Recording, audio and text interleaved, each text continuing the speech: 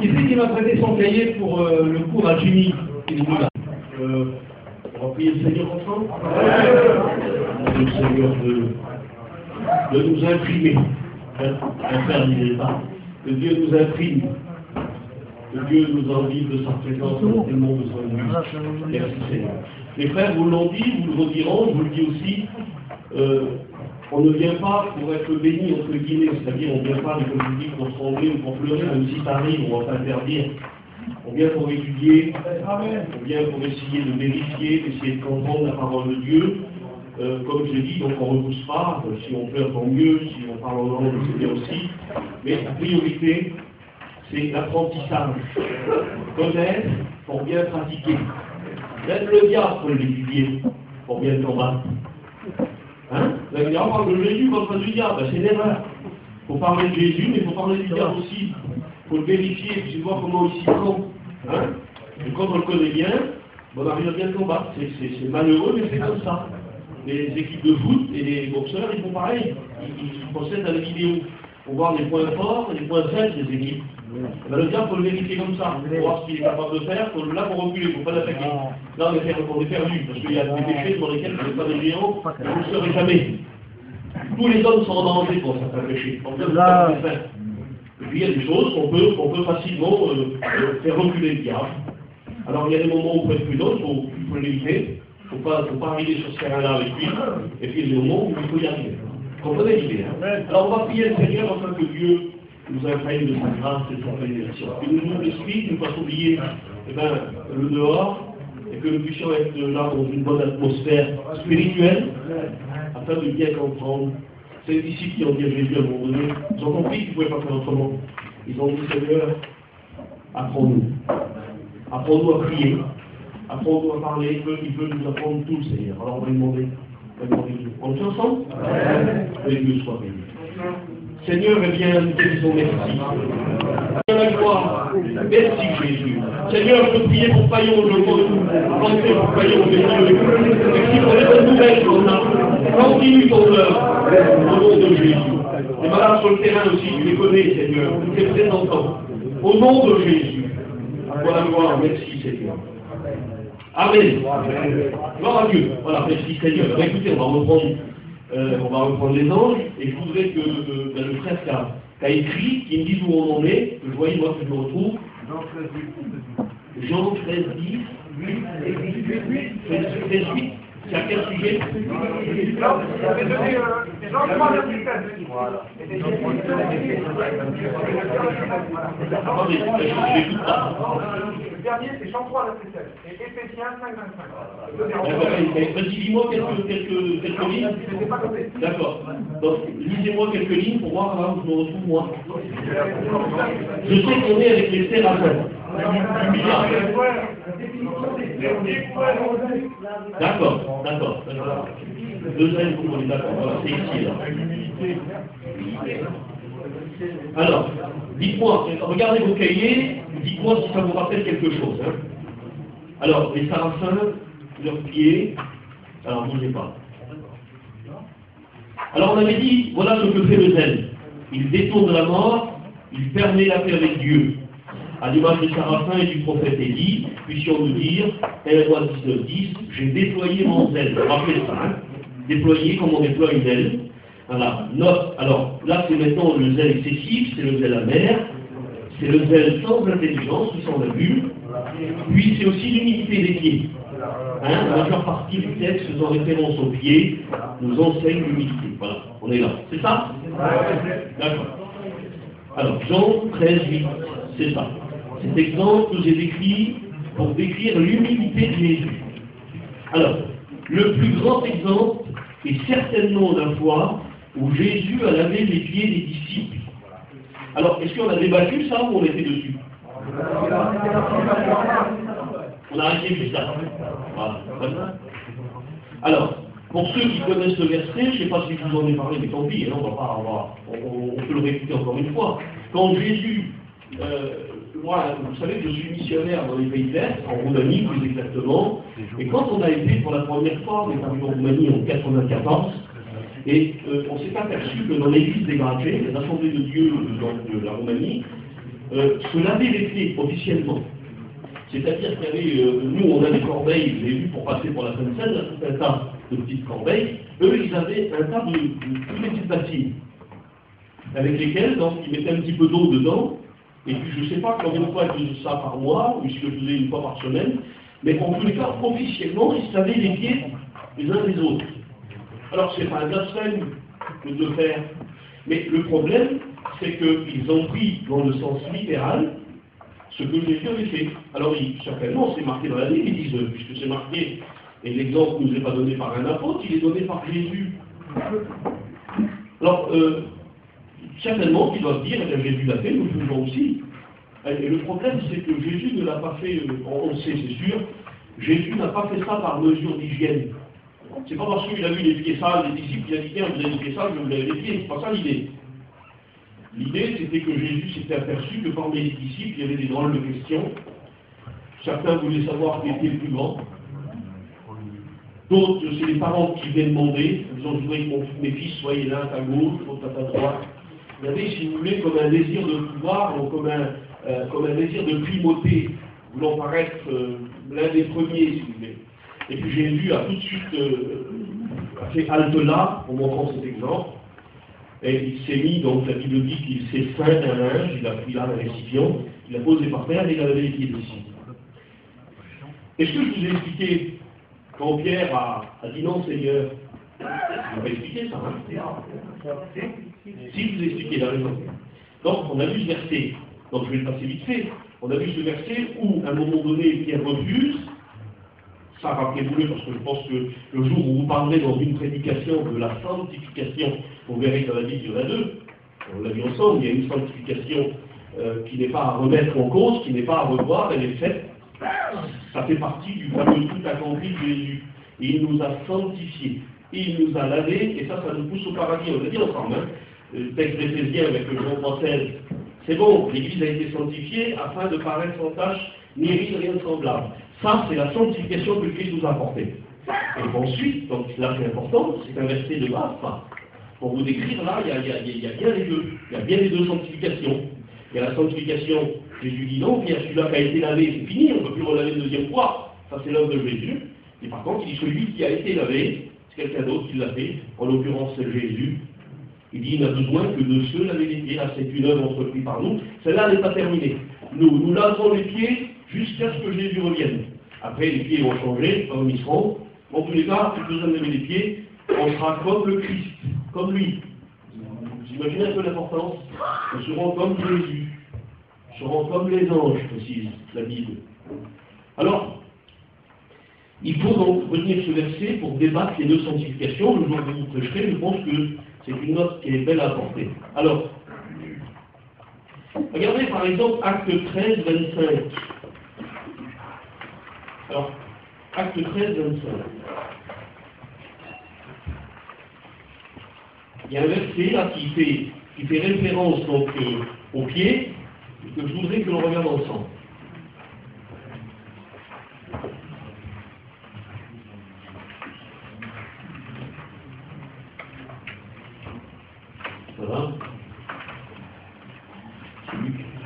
Voilà. C'est Jean-Baptiste qui fait référence pour décrire son humilité, l'humilité de Jean-Baptiste. Il dit, moi, c'est bien ça, hein, ne me trompe pas. Regardez, hein, je ne suis pas digne. Donc c'est l'humilité totale. Non pas de laver les pieds de Jésus, mais même pas digne de déplier la courroie de ses sandales. Je ne suis même pas digne de piquer ses chaussures. Donc c'est l'humilité, les pieds. Les pieds, c'est vraiment le serviteur qui lave les pieds. Et Jésus a vraiment pu préciser, lui, en avant les déficits, il a dit, hey, ne vous croyez pas plus grands les uns que les autres. Faites, si vous voulez être grand, soyez comme moi. Et un homme a dit un jour que le plus grand, et c'est pas facile de faire, vous allez peut-être dire Amen, mais il y a des moments dans votre vie où ça devra se voir, et vous allez voir que c'est pas évident à mettre en œuvre. Il y a des moments où pour être grand, il va falloir se mettre à genoux. On peut dire Amen, on peut lever la main, on peut faire tout ce qu'on veut, parce que c'est trop beau à écouter. Mais alors, qu'est-ce que c'est dur à mettre en pratique? Seigneur, j'ai vu quelle leçon. Quand vous verrez bien, quand vous aurez l'occasion, moi je ne vous demande même pas de crier Amen ou Alléluia, mais le jour où il faudra, pardonnez-moi, il ne faudra pas parler. Le jour où il faudra dire, je ne revendique pas. C'est pas la peine. Je me tais plutôt, je ne fais pas valoir. Là, vous serez grand. Quand tu étais petit à tes yeux, vous vous rappelez, c'est le Seigneur qui a dit ça. Quand tu étais jeune, quand tu étais petit à tes yeux. Tant qu'on est petit à nos yeux, il n'y aura pas de problème. Tant qu'on sera capable d'être le serviteur, mais alors là, comme je le disais l'autre jour dans le cours, non pas le serviteur qui fait allusion au pasteur, au responsable, au chef de l'église, non, au serviteur, avec l'étymologie que ça veut dire, c'est-à-dire avec sa signification propre, et non servir. Servir Jésus, ça c'est magnifique, il y en a plein qui veulent servir Jésus. Ils ont plus de mal à servir les autres. Et c'est vrai que c'est pas évident. Et sûr que c'est plus facile, mais pour moi c'est plus facile de servir Jésus. Mais quand il faut servir un homme, c'est difficile. Mais le Seigneur nous demande d'être des serviteurs des uns des autres. C'est une qualité que Jésus avait et qu'il veut absolument nous inculquer. Que Dieu soit béni. Alors, regardez, n'oublions pas non plus que tous les malades, alors j'ai oublié d'appeler quelqu'un avant. Soit il n'y a personne, et vous écrivez, ça ne me dérange pas. Vous pensez qu'on peut le faire? Vous voulez qu'on essaye?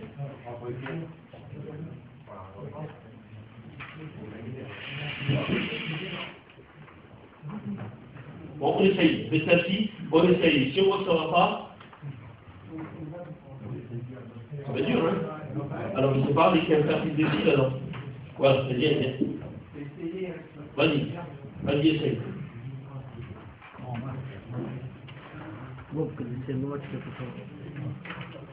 Alors, faisons, donc on est sur les séraphins et les ailes, donc tu peux mettre, hein, vas-y.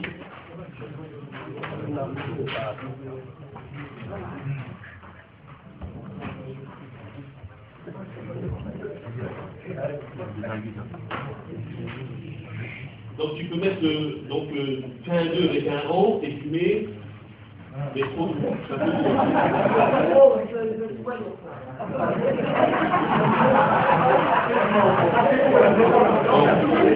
un peu gros, tu vas un peu va mettre comme quelque chose notamment. Voilà. Alors, deuxième, on est donc sur la deuxième pernelle qui, les autres, on l'a vu bien, on va voir si vous avez retenu.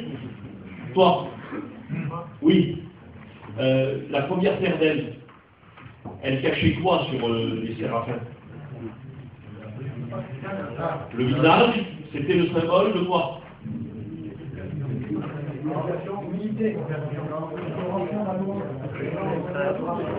Oh, mais c'est la consternation, adoration, louange, c'est le grand respect. On cache notre face par rapport au respect que l'on a du personnage qui se tient devant nous. Et puis la deuxième pernelle, donc on a dit, oui, si tu veux, alors, parce qu'il y en a 6. Hein? Donc là, on est au deuxième, on va voir la troisième après. Donc la deuxième, c'est, on a déjà, vous avez écrit déjà sur la deuxième pernelle. Il n'y a aucun souci, hein. Mais on continue, on va donner un autre verset, comme ça c'est la continuité sur votre cahier, c'est pour vraiment signifier que c'est ça, c'est par exemple Matthieu chapitre 15 et verset 30. Il est dit, écoutez bien, tous les malades qui étaient guéris se tenaient à ses pieds. Voyez, ils n'étaient pas en train de tenir Jésus par le cou, ils étaient au pied de Jésus.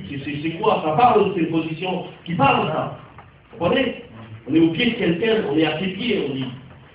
Plus vulgairement, quand il s'agit d'un homme, on dit il est à ma botte. C'est-à-dire qu'on l'écrase. Vous comprenez ça? Donc les pieds, c'est quelqu'un qui nous est soumis, c'est quelqu'un qui s'humilie. Et là, les malades qui étaient guéris étaient au pied de Jésus, comme signe d'humiliation, comme signe d'humilité. Mais vous avez aussi Luc chapitre 8, verset 35, l'homme qui a été délivré de l'esprit impur était assis au pied de Jésus. Vous voyez, ça veut dire ce que ça veut dire. Les loups ou les bêtes, ils ont une autre façon de se soumettre entre eux. Hein? Donc ils s'abaissent, donc ils s'écrasent, tout ça. Et un homme s'humilie devant les pieds. Quand on venait devant un roi de France par exemple, eh bien on venait devant le trône, il fallait qu'on se mette par terre, il fallait qu'on se courbe devant le roi. Et bien là, devant Jésus, on est au pied de Jésus, assis au pied de Jésus. Alors je vous dis ça, vous regardez. Mes frères, comme le dit Acte 20, 19,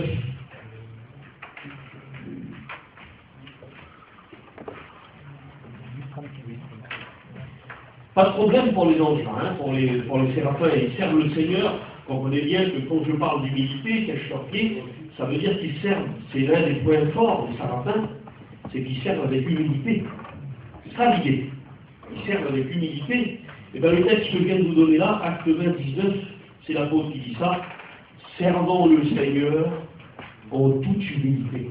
Vous voyez le point commun qu'il y a encore avec les séraphins, eux le font. Eux, ils ont un service qui se passe dans l'humilité et dans le respect le plus total.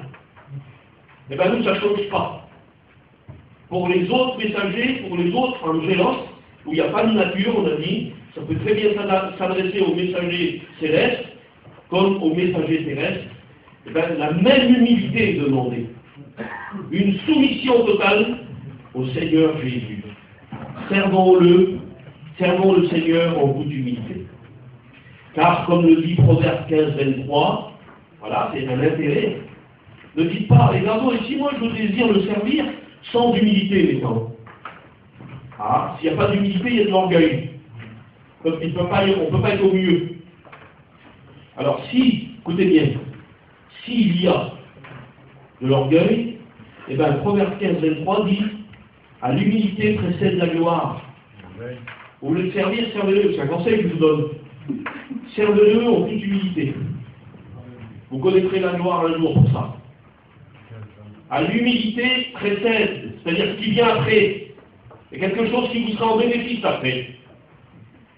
Servez le Seigneur dans l'humilité, précédera la gloire. Alors, que s'il n'y a pas d'humilité, dit le texte, le proverbe, je vous le lis, hein, à l'humilité précède la gloire, à l'orgueil précède la chute. Alors, choisissez. Soit vous servez en toute humilité, et des fois ce ne sera pas facile parce que le diable essaye, vous savez, il parle, le diable. Hein. il parle et il fait plein de dégâts. Il sait tellement bien parler.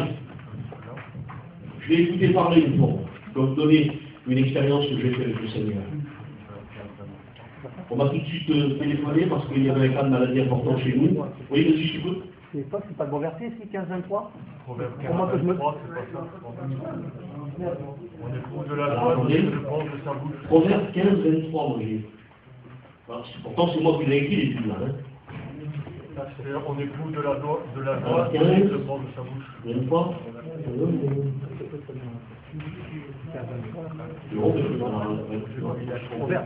Alors, regardez dans le concordance, et puis vérifiez. Je ne comprends pas pourquoi j'ai mis Proverbe 15-23. Ça sert, non, 23. Non. Alors, regardez si vous avez une concordance. Regardez le mot humilité ou gloire. Du Proverbe 15. Alors c'est 33 plutôt que 23, pardonnez-moi. Là, je le mets ici. Voilà, bon, on est dans le bon chapitre, mais pas dans le bon verset. Allez, c'est pas grave. Alors écoutez, mais c'est bien rectifié, hein, faites-le surtout. Hein. Oui, donc je vous donnais mon expérience. On m'a donc téléphoné, on me dit on bien vite, il y a le petit de 32 qui est en train de mourir. Il a donc, c'est très grave, il a fait la fameuse méningite, là, qu'il ne faut pas faire. Et puis je suis rentré dans l'hôpital, j'ai attendu les heures pour faire vite.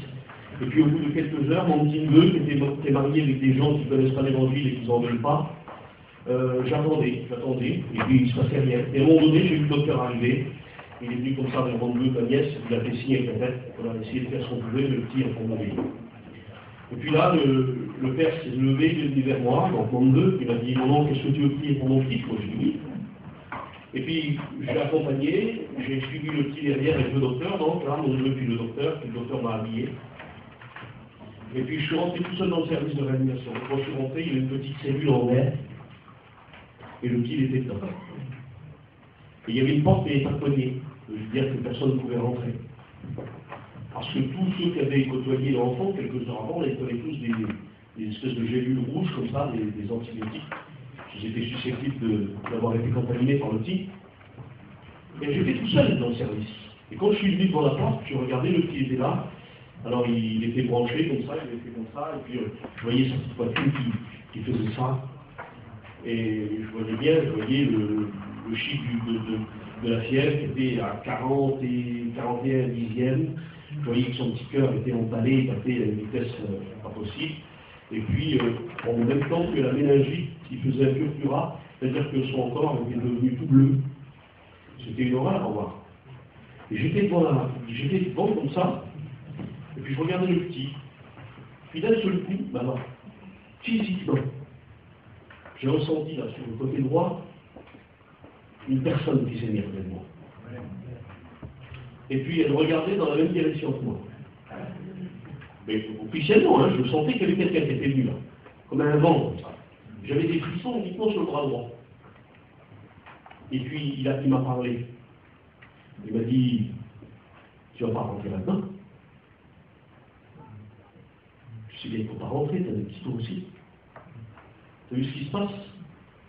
Pour tous ceux qui ont vu le petit il y a quelques heures, hein. On n'en compte pas. Je peux prier d'ici. Pour Dieu, la distance, ça ne compte pas. Je fais lever la main aux gens quand tu dis, vous avez un malade? Il est dans le midi, il est à 1000 km, vous voyez devant lui. Voilà, c'est pas le verre qui va faire que le petit n'est pas guéri. Alors, prie d'ici. Puis ça me semblait français, hein. C'est difficile de débusquer, là, de voir le diable, hein, parce que c'était dans la logique, lui. Hein. Il n'y a pas avec une force en disant, vas-y, fais ça, vas-y, renie en Dieu, c'est trop facile, c'est trop gros. Là, il est saint, il prend, c'est pas pour rien que la Bible dit qu'il est le serpent. En général, on a du mal à le pétrer par terre, le serpent. Il prend souvent la couleur du sol, il est caméléon. Et là, il était dans la logique, il parlait selon la logique. C'est ce qu'il avait fait à Adam et à Ève. Parler. Et puis à un moment donné, là à gauche, là, j'ai senti notre présence. C'était une présence du Seigneur. j'ai réalisé que je n'étais pas tout seul. Le Seigneur me disait, moi là de l'autre côté, il disait, vous imposerez les mains aux malades. Les malades seront guéris. Alors j'ai appelé la grandie, j'ai dit, madame, vous pouvez ouvrir s'il vous plaît. Puis la grandie s'y est mise aussi. Elle dit, mais monsieur, vous êtes sûr que vous voulez rentrer? Moi j'ai dit, oui madame, je veux rentrer, je suis serviteur de Dieu, je dois imposer les mains aux petits. Ah, vous devez le toucher en plus. J'ai dit, oui madame, je dois le toucher. Et je suis rentré, alors, vous ne voyez pas en moi le roi de la foi. Hein. Vous verrez, quand le Seigneur se saisira de vous, vous le ferez aussi. J'ai rentré comme ça, et tous les docteurs qui sont mis autour de la petite cellule là, les infirmières, les aides médicales, les docteurs, les chefs de service, tout ça, c'est pas logique que je sois dedans, je n'aurais pas dû être là. Et puis, je les ai tous autour et j'ai levé ma main comme ça. Je me dis, Seigneur, je ne suis pas un guérisseur. Je priais pour qu'ils écoutent ce que je dis, les évangile. Je ne suis pas un guérisseur, Seigneur. Je suis seulement quelqu'un qui croit dans la personne de Jésus-Christ. Et c'est toi qui as dit, Seigneur, je vais même citer le texte. Tu as dit dans Marc 16, 15, vous imposerez les mains aux malades, et les malades seront guéris. Et j'ai mis ma main sur la tête du petit, qui avait de la fièvre énorme, ma main était brûlante. J'ai prié pour lui au nom de Jésus. Le petit a été complètement guéri. 3 jours après, il était sortant. Il y a sa photo de lui dans le service en disant cas rarissime, l'enfant intel est sorti de la méningite avec le nom des docteurs ils savent, où normalement on n'en réchappe pas. Alors, je vous dis ça pour vous dire que le diable sait parler et qu'il faut faire attention. J'avais donc, je me permets ça parce que j'ai encore avec vous encore, donc on terminera, je pense qu'on pourra terminer ensemble. Le Seigneur m'avait mis sur le cœur une prédication, peut-être que quelques-uns d'entre vous l'ont écouté, c'est la première fois, c'est une première dans mon ministère, où j'ai dû prêcher pendant 5 dimanches la même prédication. Ça m'était jamais arrivé, et là il fallait que ça se fasse parce que c'était un message du Seigneur, et le Seigneur m'avait révélé un verset de la Bible, et quand je dis révélé, ce n'est pas de moi un prophète, vous verrez, lisez la Bible, il vous révélera aussi, il n'y a pas de souci, il vous éclairera sur des versets, et vous allez trouver des trésors. Et puis j'ai découvert un verset, ce fameux psaume 91, où le Seigneur dit il te délivre du filet de l'oiseleur. Et j'ai prêché là-dessus, c'est un message, c'est vraiment un message de Dieu. Et puis ce message consistait à dire que dans la langue hébraïque, c'est-à-dire c'est comme ça que l'Ancien Testament a été écrit, nous l'avons vu ensemble, en hébreu, et grec pour le nouveau. En hébreu, l'oiseleur, ça n'a pas la même signification qu'en français. En français, l'oiseleur, c'est celui qui attrape des oiseaux, celui qui pose des pièges pour attraper des oiseaux. Alors que le mot hébreu est beaucoup plus fort. Le mot hébreu, c'est mokesh. Et ce mot-là, ça signifie, non pas chasseur d'oiseaux, ça signifie le spécialiste des oiseaux rares. Mokesh, c'est l'expert dans les oiseaux. Il n'y a personne qui connaît mieux que lui. C'est sa spécialité par excellence. Et quand lui se met à la recherche d'un oiseau, c'était la prédication, en général, le petit oiseau, il est obligé de se faire prendre. Et le diable, c'est Mokesh. C'est pas un chasseur d'oiseaux ordinaire. Il n'est pas comme moi, quand j'étais petit, moi je faisais un carton, je mettais un carton, un petit cajot, je mettais un petit bout de bois comme ça, je mettais un petit bout de pain dessous, je mettais une petite corde, je me cachais à 3 mètres, puis j'attendais qu'un perdreau ou un faisan vienne, et vous comprenez bien que je n'avais rien mis en dessous. Mais lui, c'est pas ça, il mettait un cajot avec un bout de bois maladroitement. Mokesh, lui, il prend son petit bagage et il s'installe dans la forêt. Et selon l'oiseau qu'il recherche, il se met à l'étudier. C'est officiel ce que je vous dis. Hein. Il étudie l'oiseau. Il va tenir compte de tous ses paramètres, de tout ce qu'il préfère, le petit oiseau. Ce qu'il est capable de faire pour son petit nid, pour sa petite compagne, pour ses petits oisillons, ce qu'il préfère en nourriture, s'il préfère habiter en hauteur ou dans un buisson. Il va tout noter, Mokesh. Et en fonction de tous les repères, il va faire un piège. Ce n'est pas un piège à hasard. Il fait un piège que normalement il n'a pas resté. Il ne peut pas rester le piège. Ça correspond trop à ce que le petit oiseau attend. C'est paradis pour le petit oiseau. Ben, le diable, c'est comme ça. Je vous le dis, moi. Hein. Il y a des moments où vous tomberez, pardonnez-moi, je ne souhaite pas. Et il y a des moments où vous tomberez dans le piège et vous vous apercevrez même pas que c'est Mokesh qui vous a fait le piège tellement il est bien fait. Vous direz, c'est lui là-bas, avec son caractère, c'est elle là-bas. Pourquoi on fait ça? Et vous mettez la faute sur quelqu'un d'autre. Et vous ne verrez pas que c'est moquage, c'est un spécialiste. Vous ne réaliserez même pas que vous avez tombé dedans. Alors faites attention, le diable est malin, c'est pas pour rien qu'on l'appelle comme ça dans la Bible. Il est le malin. Vous savez, il y a à peu près quelque chose comme 32 noms pour désigner le diable. 32 noms et appellations. Ça passe par plein de noms que vous connaissez.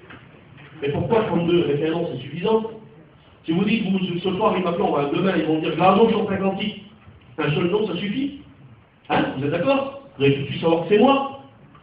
Eh bien, pour désigner le diable, un nom, ça ne suffit pas. Pour désigner sa méchanceté, désigner son caractère, sa férocité, tout ce qu'il y a de mauvais en lui, il faut 32 noms. 1, 10, ça ne suffit pas. Alors ne pensez pas le connaître, ne pensez pas nous arranger facilement comme ça. C'est pour ça que le Saint-Esprit nous donne le discernement. Discernement des esprits.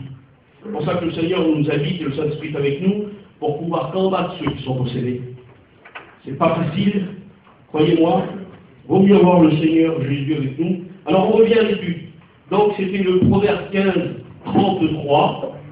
À l'humilité précède la gloire, à l'orgueil précède la chute. Et enfin, on va conclure. Je suis obligé de dire que c'est bizarre. D'accord. Bon. Voilà, conclusion, bravo. Conclusion. Exode 3:7.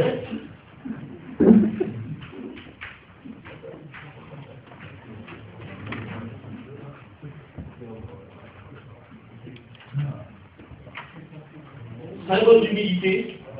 Exode 3:5, c'est marqué. C'est le Seigneur qui dit ça. Hein. Ne vous approchez pas avec ce que je vous ai dit tout à l'heure en disant, Glado, pour vraiment l'humilité. Ben oui, le Seigneur n'accepte pas. C'est ce qu'il a demandé à Moïse. Citez-moi le verset. Qu'est-ce qu'il a dit? Voilà. Vous allez le servir dans un service qui est le plus beau des services. N'y allez pas avec vos souliers. Ça aurait été Tarzan qui aurait été là, il aurait dit, n'y allez pas avec vos gros souliers, avec vos gros sabots.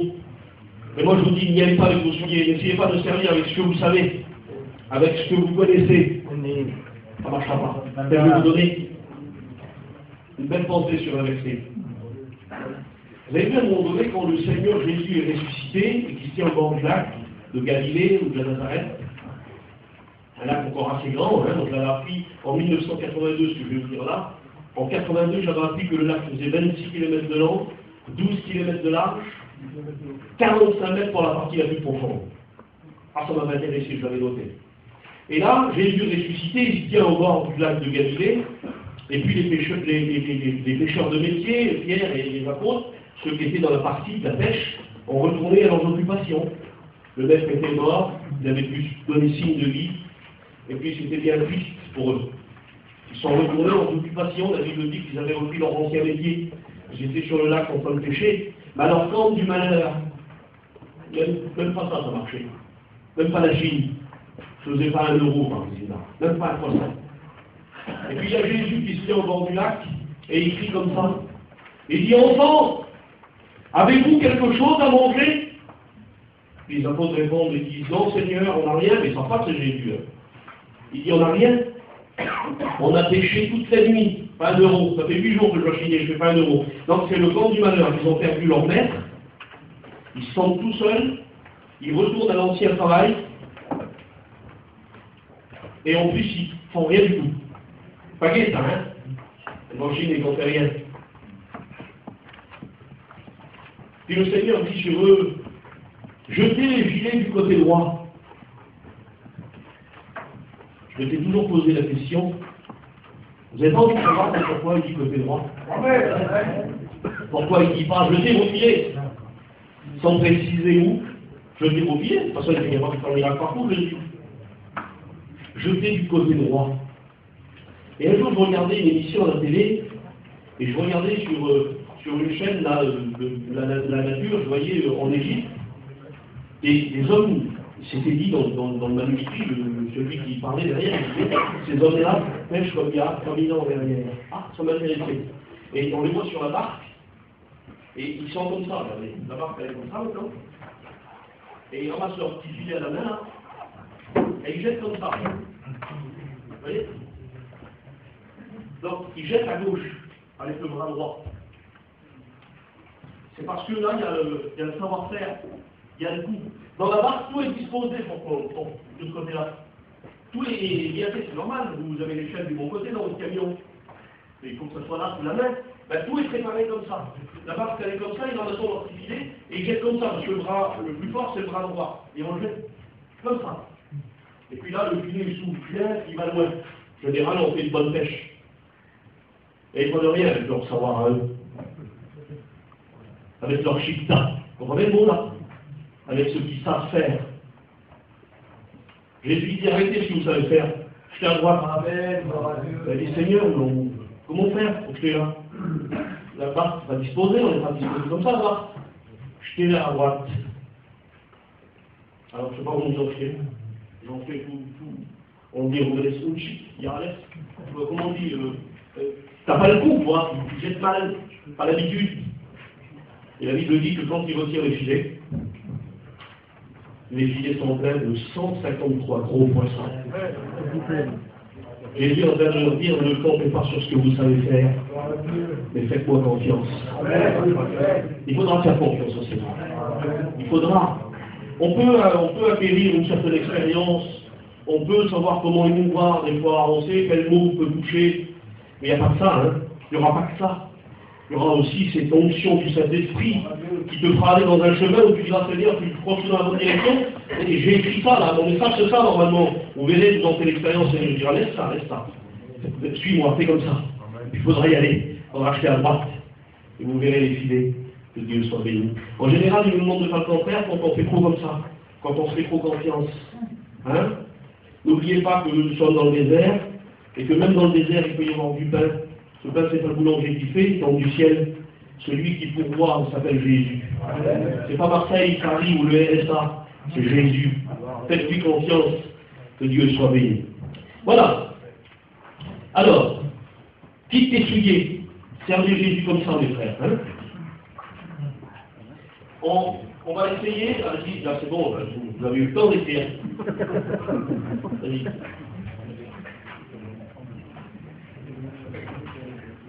On va voir les deux autres, les dernières.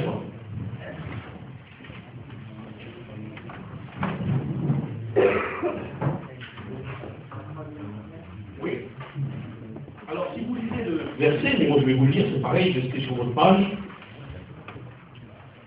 Il est dit, 2 dont ils se couvrirent la face, 2 dont ils se couvrirent les pieds, et bizarrement, 2 qui leur servent à voler.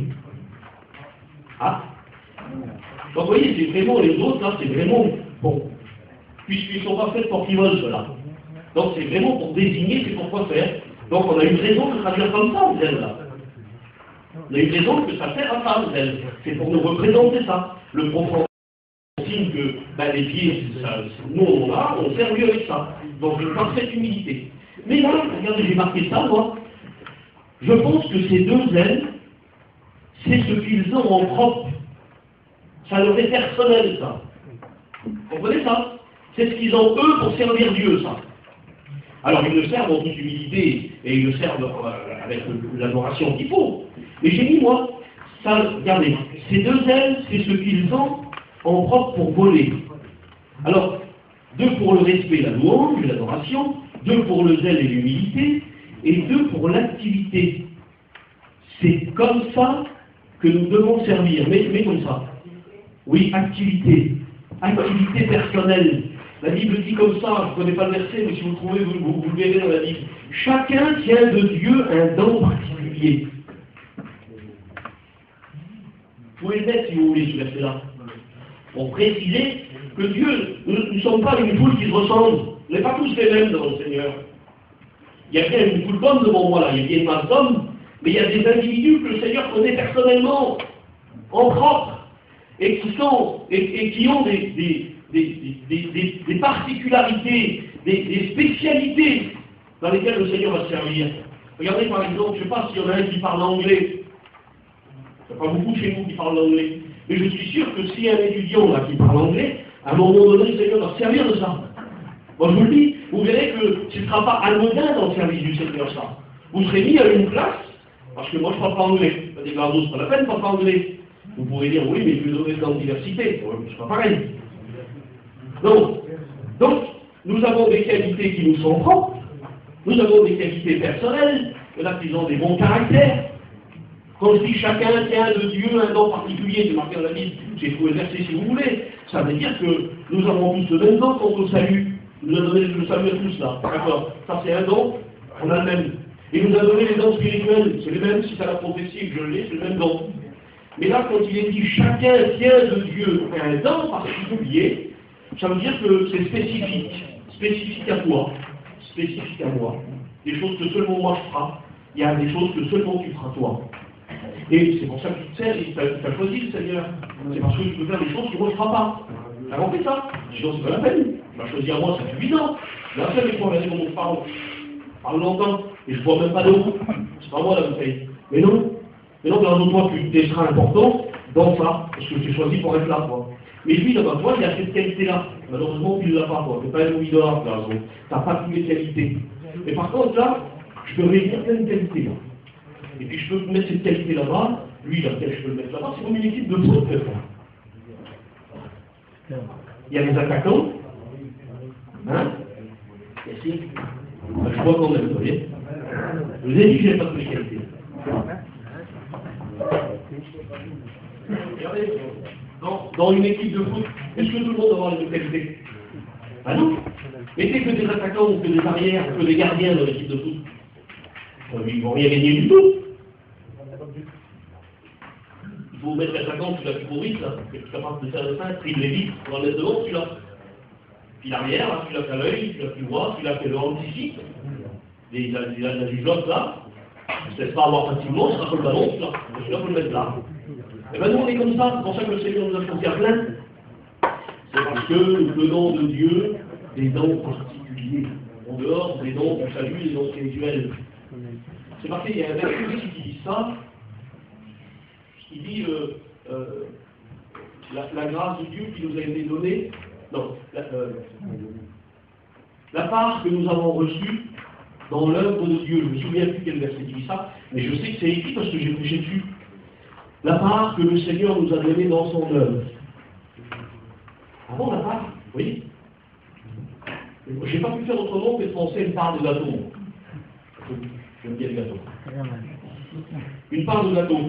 En général, les femmes qui coupent les gâteaux dans les anniversaires ou dans les mariages, vérifiez, vous verrez.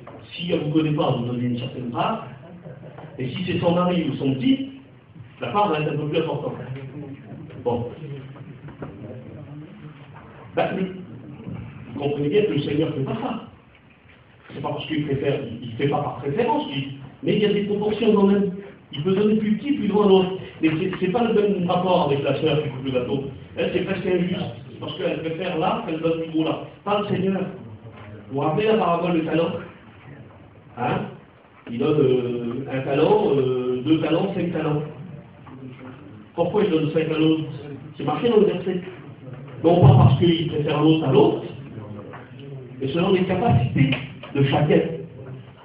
Donc vous avez des dons, des particularités. Et il est dit au sujet de Bethsalaël, vous avez écouté parler de lui, la Bible dit que Dieu l'a choisi pour tailler les pierres à enchâsser. C'était les petites pierres que le sacrificateur avait sur le pectoral là, très difficile à l'époque. On n'avait pas les instruments qu'on a aujourd'hui. Ils écrivaient les noms des tribus sur des toutes petites pierres. Ils faisaient des inventions. Dit la Bible, ils travaillaient l'or, ils travaillaient l'argent. C'est la Bible dit que Dieu lui avait donné ces capacités-là. Mais c'est marqué, vous verrez à la fin, c'est marqué comme ça. Parce qu'il était, en parlant de Bethsalaël, parce qu'il était habile. Ah, ça lui était propre, ça. C'était une qualité personnelle. Ah, Dieu, pas de problème. Hein. Dieu, il donne. Les choses que tu ne pourras pas faire, il va te donner à les faire. Mais à la base, il y a une qualité propre, une qualité personnelle. C'est ça, les anges là. Ils ont leurs 2 ailes qui leur sont propres, et c'est leur service pour Dieu, ça. C'est ce qu'ils décident, eux, de mettre en pratique pour l'autre. Alors, spirituellement, ce que ça veut dire? Ça veut dire qu'il ne faudra pas ranger seulement dans la tribu des serviteurs de Dieu. Vous là. Et moi aussi. On ne va pas faire la queue, on est tous les mêmes, on fait tous pareil. On presse, on donne son offrande, on chante un cantique. Non. On a des qualités propres, des qualités personnelles. Il y en a qui seront capables de se mettre dans un terrain désigné avec des gens qui ne connaissent pas et vont faire des réunions. Parce qu'il y en a qui ne pourront pas le faire. Donc ils vous diront là, c'est trop triste, je ne peux pas le faire. Et puis non, je ne peux pas. Et puis il y en a qui ça va être un plaisir pour eux. Moi je me souviens quand on allait en Roumanie, les serviteurs de Dieu, ils me disaient à moi, venez voir des fois ils se rendaient compte de l'œuvre, ils me disaient quelle beauté. Mais je ne suis pas le seul, il y en a 52 comme moi dans la mission. Et puis je suis sûr qu'il y en a parmi vous qui deviendront des missionnaires là. Ben, les frères ils disaient, l'un autres, je ne pourrais pas mon frère. Vous voyez, on est dans les petites maisons, des petits gens qui n'étaient pas riches. Et puis, on les réunissait là, à 5-6. On faisait 2000 km, on n'était pas chez nous. Et souvent, on fallait qu'on mange avec eux, c'était pas évident. Il y a plein de problèmes, plein de soucis. Nos femmes, vous connaissez nos femmes, hein? Quand vous faites un dessin, il y avait quelqu'un. Il y avait un monde d'hygiène terrible dans ce pays-là. Et puis les garçons nous disaient, je ne voulais pas nous décourager, mais ils disaient, non, vous avez reçu ça du Seigneur, le frère. Hein? Ben oui, ben c'était des. Bon, je veux bien le croire, c'était des qualités, entre guillemets, qu'on possédait, qu'on a. Il a dit à partir de ça, le Seigneur. Alors il donne à partir de ça.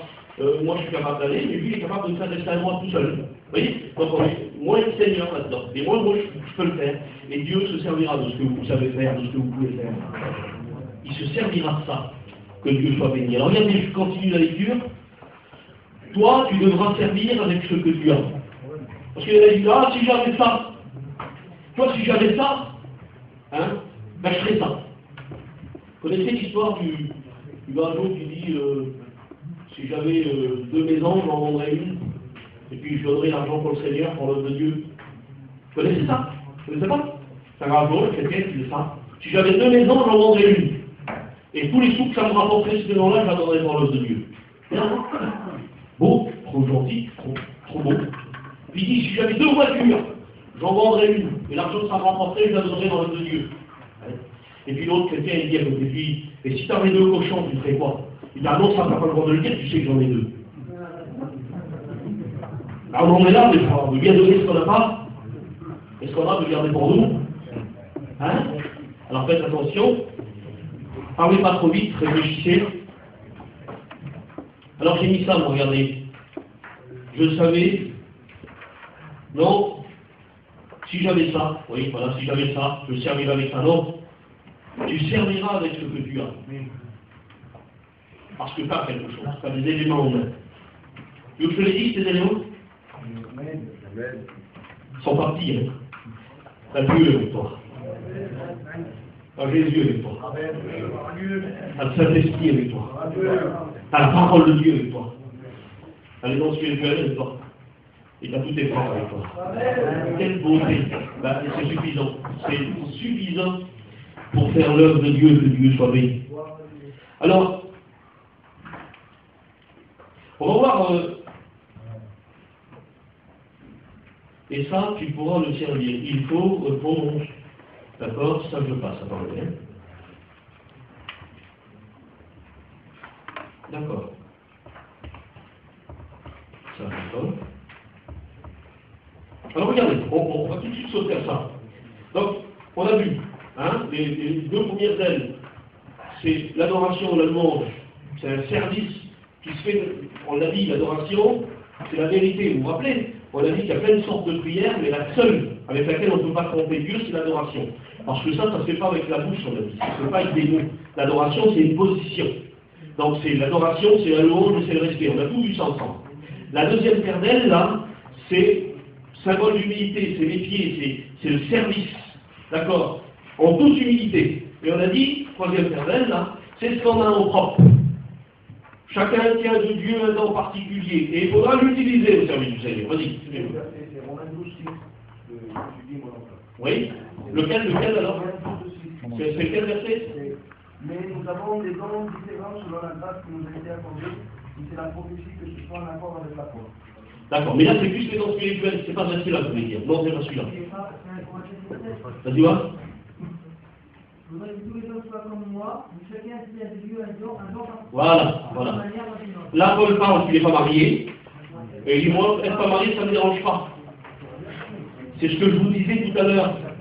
écoutez le frère, par rapport au texte, que la fille dit, ah non, mais moi je peux pas, moi je me marie, ben t'as raison, vous ne marie pas, vous n'allez pas lui dire, regardez, il dit, moi je voudrais que tous les autres soient comme moi, mais moi je tiens de Dieu, un don particulier, je peux, moi, ne pas être marié, vous comprenez? Donc des dons particuliers, des qualités précises, que tout le monde n'a pas. Le salut, on a dit, on l'a tous, mais des dons particuliers. Alors, donc j'étais parti sur cette base-là, on va dire ça. Les Sarrasins, alors les ailes, c'est bon, on les a vus, mais ils ont un message, les Sarrasins. Ils crient quelque chose. C'est Ésaïe 6. Est-ce que quelqu'un peut me le dire? Combien de fois il dit? Voilà. Donc, ils ont un message, et ils se crient l'un à l'autre, les Sarrasins. Les chérubins, ils ne font pas, hein, c'est pas marqué pour eux. Les Sarrasins, ils font ça. Hein. Ils crient. Et ils disent, Saint, Saint, Saint est l'Éternel des armées. J'ai dit, à quoi ça rime ça? On dit, Dieu est 3 fois saint. Hein? Pourquoi faire 3 fois? Oui, ça désigne la divinité. Les anges sont en train de crier, Saint, Saint, Saint. Et l'Éternel des armées. Nous avons dit que Dieu est une nature et non pas un nom. On a là une idée de la désignation des 3 personnes. Saint, Saint, Saint et l'Éternel des armées. Que Dieu soit béni. Alors, j'ai écrit un verset pour ça. On vient de voir si ça correspond. Lisez-le avant, Hébreux 13, 8.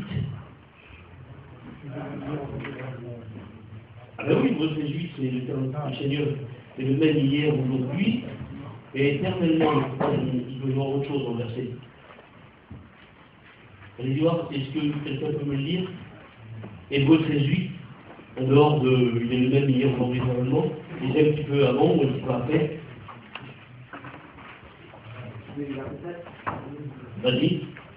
Souvenez-vous de vos conducteurs qui vous ont annoncé la parole de Dieu. D'accord. Considérez qu'elle a été la fin de leur vie et imitez leur foi. D'accord, vas-y, continue. Donc Jésus est le même hier, aujourd'hui, éternellement. Ne vous laissez pas entraîner par des doctrines diverses et étrangères, car il est bon que le cœur soit affermi par la grâce. Oui, d'accord, non, je ne vois pas pourquoi j'ai mis ça. Dans tous les cas, écoutez bien. Pour les 3 temps, j'ai mis ça. Et ah oui, si, j'ai le verset là. C'est pour les 3 temps aussi. En dehors que c'est pour le Père, le Fils et le Saint-Esprit, c'est aussi le même hier. Il était saint hier. Il est saint aujourd'hui. Et il sera saint demain. Voilà pourquoi je lui ai noté. Il est saint à travers les âges, le Seigneur. Il n'a jamais péché et il ne péchera jamais. Donc il crie l'un et l'autre. Saint, saint, saint éternel. Alors pensez, non seulement notre message doit être un message de sainteté, parce que ça, il faudra vous y attacher. C'est pas évident d'apporter un message de sainteté. Vous savez, bon, je pense pas vous vexer en disant que vous démarrez et que vous commencez. J'ai été à la réunion avant-hier, et puis il y a 2 jours, et j'ai été encore hier soir, et je vous ai bien écouté prêcher. C'est tout ce qui est logique, c'est tout à fait normal de prêcher de la façon dont vous le faites. C'est normal, quand on débute dans quelque chose, on peut être un maître. Hein, on apprend, et puis plus ça va aller, plus vous allez vous installer dans la prédication, quand vous tracassez. Je ne serai pas toujours comme ça, hein, il y aura des progrès. Bon, ça, il n'y a pas de souci, ok, on est d'accord avec ça. Mais il y aura des prédications spéciales que le Seigneur vous donnera à vous. Parce qu'on reçoit la prédication, hein. Vous lirez, vous verrez, vous penserez à moi. Jurez-le, vous penserez à moi.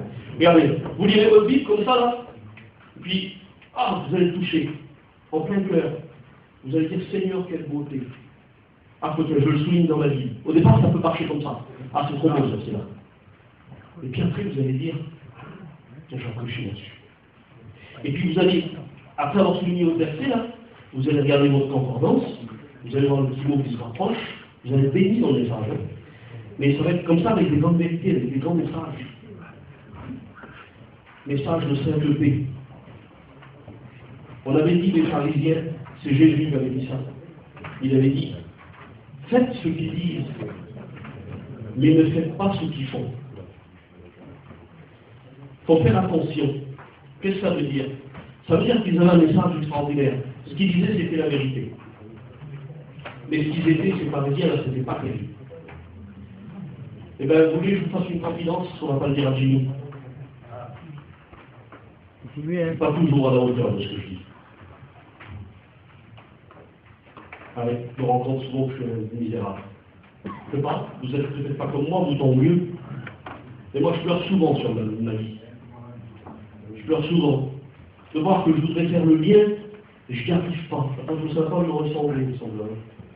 Et quand je veux faire le bien, c'est pas lui qui dit ça, quoi. Il dit c'est le mal qui s'attache à moi. Alors, je ne veux pas dire qu'il pratiquait le péché, hein. Donc, pour résumer ce verset, si quelqu'un vous pose la question, et qu'il vous dit, quand Paul dit, quand je veux faire le bien, le mal s'attache à moi, ça veut dire qu'il péchait? Il est dans le péché? Non, ça veut pas dire ça. Ça veut dire qu'il ne faisait pas le bien qu'il voulait faire. De ce fait, c'était le mal. Vous comprenez? Parce que la Bible dit, celui qui sait faire le bien et qui ne le fait pas, commet un péché. Donc lui, il avait la plus grande vision pour l'œuvre de Dieu, il avait le plus grand des cœurs, et puis des fois, j'allais dire sa femme, mais son homme ne l'avait pas. Mais tel problème ou tel souci, ça le retenait en arrière, et il disait, pardonnez-moi, je ne dis pas au micro. Il aurait pu dire misère de mort, c'est ça. À chaque fois que je veux faire quelque chose sur le baron de Hebel, il n'arrive pas. Allez, bon Dieu, ça fait un peu ça. C'est un peu l'idée. Il ne disait pas ça. Hein? Ben non, Paul n'a pas dit ça. Lui, il disait, quand je serai délivré de ce corps de mort. Alors, on s'en rend. Mais, donc, la vérité, c'est vrai ce que je vous dis. Je ne dis pas pour faire bien. Dites pas, ah ben si lui il dit, alors pense-moi. Hein. Moi, je disais ça aussi avant. Ben, faut pas dire ça, c'est chacun pour soi pour mieux. Amen. Si vous ne pleurez pas devant votre misère, tant mieux, que Dieu vous bénisse. Soyez que celui qui se sanctifie, ça c'est la nôtre. Hein. Ça veut dire qu'il n'y a pas de dire jamais saint. Que celui qui se sanctifie encore, toute la vie du fera. Là-bas, elle est faite. On ne revient pas dessus. Bizarre, on revient toujours là-dessus. Hein. Mais bon, que voulez-vous, c'est la parole de Dieu. Alors regardez, non seulement notre message doit être un enseignement pour l'Église de sainteté. Et ça, vous serez à plein de prêcher, même si vous vous rendez compte que vous n'êtes pas à la hauteur. Parce que si vous prêchez juste ce que vous êtes capable de faire, votre prédication va être rikiki, hein. Avec petite. Hein. Il n'y aura pas beaucoup de débouchés. Hein. Si vous dites, ah, je ne peux pas prêcher ça, parce que ça, il faut avoir telle dictée, moi je ne l'ai pas. Ben, vous n'allez rien prêcher du tout. Alors essayez d'être le mieux, le plus grand, le plus beau, spirituellement parlant, mais prêchez toute la vie entière. Prêchez toutes les qualités que la vie précise. Vous avez été appelé à ça. Le Seigneur, il n'a pas dit tu devras prêcher selon ce... Mets-toi à la hauteur et puis dépasse pas. Si tu n'es pas capable, non. Pas du tout. Le Seigneur, il dit prêche toutes les vérités. Dis tout ce qui doit se faire. Même si toi tu ne conduis pas à la perfection, de toute façon, à la limite, c'est un espoir qu'il a presque perdu, le Seigneur, hein, de nous voir nous conduire à la perfection. Ça, vous verrez, de toute façon. Vous le réaliserez dans vos vies. Hein. Je ne veux pas terminer le tableau, moi, hein. Je veux juste que vous réalisiez que vous avez commencé misérable, vous terminerez misérable, en tant qu'individu, en tant que personne. Vous verrez que vous n'êtes pas, cassez pas les pierres, et moi non plus. Mais le Seigneur vous a choisi comme ça. Il a dit, le Seigneur, j'ai choisi les choses faibles du monde pour confondre les sages. Donc faible on sera toujours. Heureusement qu'il est là pour nous tenir. Puis une fois vous mettez un pied à terre, un genou à terre, le principal ce sera de se relever. Interdit de mettre un genou à terre. Et heureusement, parce que vous allez voir, vous allez le mettre souvent. Mais il sera toujours là pour vous relever. Merci Seigneur. Alors regardez, non seulement notre message doit être un message de sainteté pour l'Église de Jésus-Christ, mais comme eux, regardez, crions-nous-le. Parce qu'eux, ils se disent, ils se renvoient la balle, c'est ça. Il y en a un qui dit Saint, Saint, Saint est l'Éternel, message de sainteté, et l'autre il se prêche à l'autre. Alors c'est magnifique de prêcher, mais prêchez-vous-le. C'est ça la note à retirer. Voilà. On dit, les Sarrasins crient Saint, Saint, Saint est l'Éternel, mais ils n'oublient pas ce que criait la sainteté l'un à l'autre. Et écrivez, je ne sais pas moi, essayez de faire le tri pour ce que je dis là, vous comprenez la note. L'idée c'est, leur message est un message de sainteté. C'est le vous ça, qui devra prêcher la sainteté, quoi. Même si on n'est pas terrible. Mais par contre, n'oubliez pas que c'est l'un vers l'autre. il tourne comme ça au-dessus de l'autel, dans le verset là, d'Ésaïe chapitre 6, et il crie, il se crie l'un à l'autre, Saint, Saint, Saint l'Éternel. Alors criez-le aux chrétiens, mais criez-vous-le aussi à vos oreilles. Vous serez saints, parce que je suis saint, dit le Seigneur. Amen. Amen. Voilà, alors sainteté, c'est pas seulement un message, c'est aussi quelque chose à entreprendre pour nous les serviteurs de Dieu. Alors, en plus, c'est aussi le fait qu'ils se disent l'un à l'autre, mais collaboration. Ils collaborent dans le message. Ils sont une aide l'un pour l'autre. Par combien que le Seigneur a envoyé les disciples? Voilà. Il n'a pas dit, tout seul, je préfère tout seul. Non, il a dit, bon, je préfère chiner tout seul. Je dirais, c'est parce que vous gardez la part pour lui tout seul, tout ça. Mais, bon, je préfère deux. Eh bien, le Seigneur a envoyé 2 par 2. Et eux se crient l'un l'autre. C'est la collaboration dans le service. Entourez-vous de vos frères. Petit conseil. Ne soyez pas seuls. Un homme a dit un jour, vous prenez une braise. Tant qu'elle est parmi les autres, elle est rouge. Hein? Elle est brûlante. Vous la prenez, vous la sortez, vous la mettez à côté, elle devient tout noir. Ben, il avait raison de le faire, hein? C'est ça aussi. Un homme qui travaille tout seul, il est en danger. Il n'a personne, il a dit, pour le relever s'il chute. Alors mettez-vous bien à 2 ou à 4, que Dieu soit béni. C'est bon? On termine avec les séraphins, parce que si on veut terminer l'étude, on est obligé de commencer avec un autre. Hein. Allez, on va enlever ça. Et puis, n'hésitez pas à consulter votre cahier par rapport à tout ce que je vous ai dit, parce que des fois, ça s'explique. Dans tout ce que je dis, d'accord, l'argent n'est pas si clair que ça, je vois maintenant. Maintenant, je vois ce qu'il voulait dire. Alors, vous pouvez rectifier dans votre cahier, puis écrire plus clairement comment vous voulez avancer. Hein? Voilà. On va voir un ange maintenant. Il s'appelle Michael. Alors là, ça rigole pas. C'est à quelle heure quand on arrête à 4h30?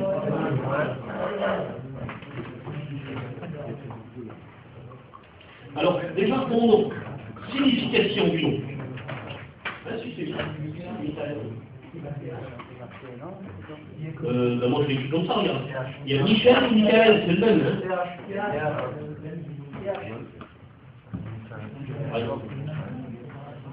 Voilà. C'est Michel ou Michael, c'est le même.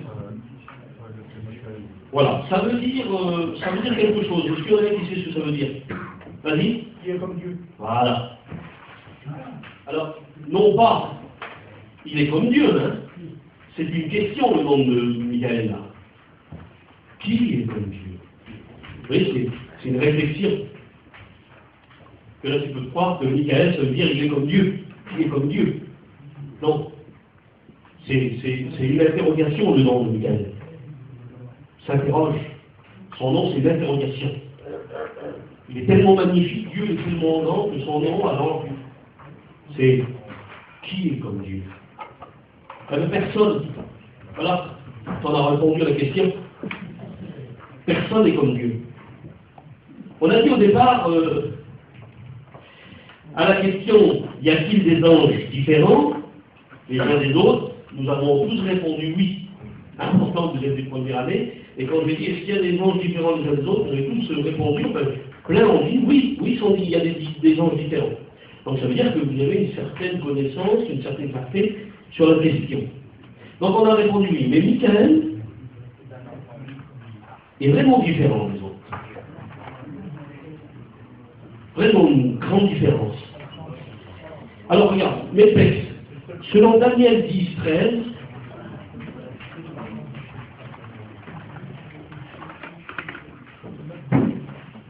la Bible le présente comme ça, déjà au départ, là, elle dit que c'est l'un des principales. Mettez l'un des principales. L'un des plus grands, ça veut dire.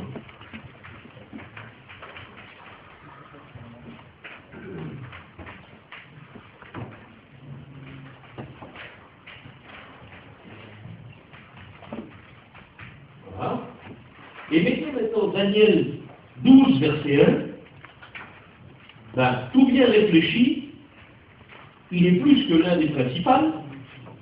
Il est, selon 12, 1, Daniel 12, 1. Il est le principal chef. Là, il a changé là. Là-bas, c'est l'un des principaux. Et puis, rectification faite, Daniel 12, 1. Il est le principal chef. C'est vous dire la stature, le grade. Hein.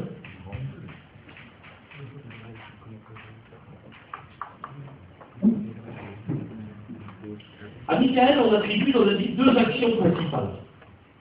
Deux grands faits. Il a fait deux grandes choses, Michael. Alors, on va trouver, regardez, déjà, il est le chef de l'armée des cieux. Déjà, son grade. Hein. C'est quoi? D'accord. Mais, les deux grades qu'il a fait, chef de l'armée des cieux, c'est pas rien, hein.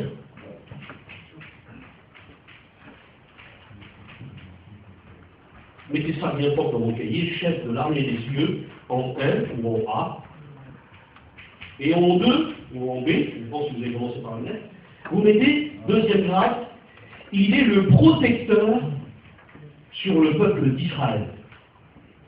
C'est l'ange désigné pour Israël. Il veille sur Israël, celui-là. Sa charge, c'est de garder Israël. Non seulement il est le chef de l'armée des cieux, mais il est le protecteur du peuple juif.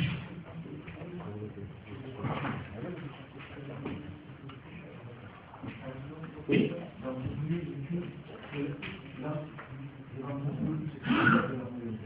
Oui. Oui. Alors, il y a deux sortes de chefs. Dans une armée, en France, il peut y avoir un général de l'armée, et il y a le général des généraux. Et là, c'est le président de la République. C'est pareil. Là, Jésus, lui, un chef, c'est Jésus. Donc, il est son chef, ça veut dire qu'il est le premier chef de l'armée.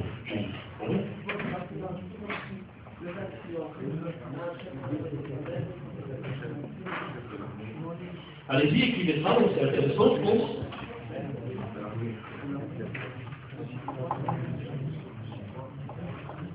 Pourquoi alors il n'est pas le chef de l'Église, Michael? Ah, pour une raison particulière. Ah, bravo. C'est spécial. Le privilège de l'Église, c'est spécial.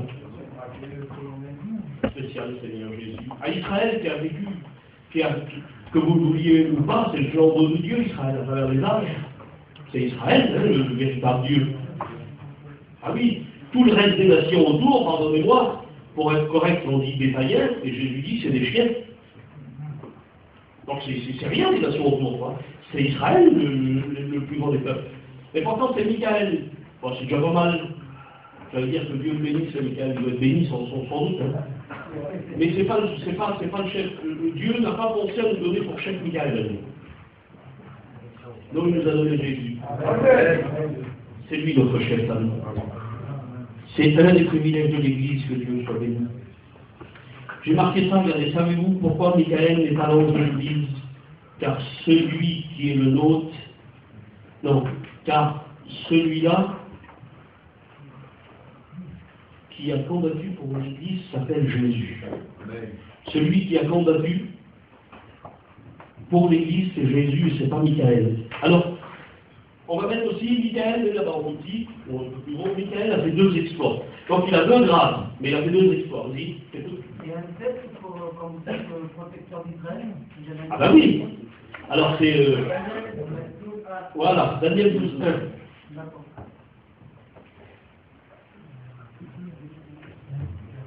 Là, c'est ces deux grades.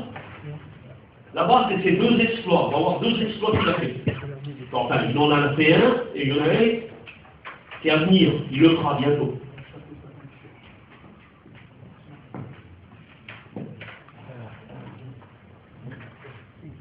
Alors,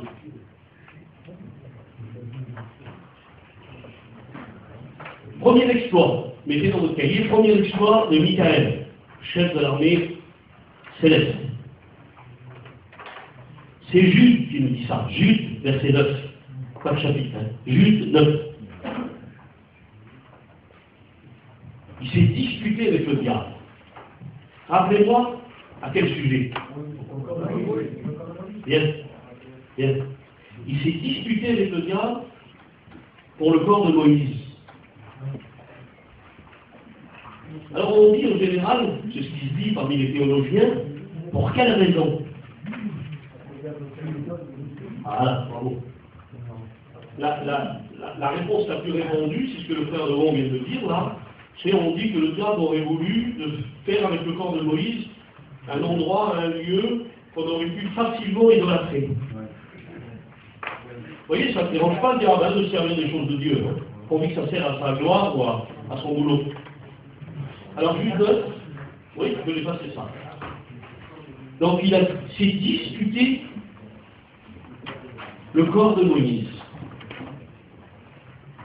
Mais il y a quelque chose à retenir là, dans Jude 9. Enfin, c'est pas étonnant, c'est un ange.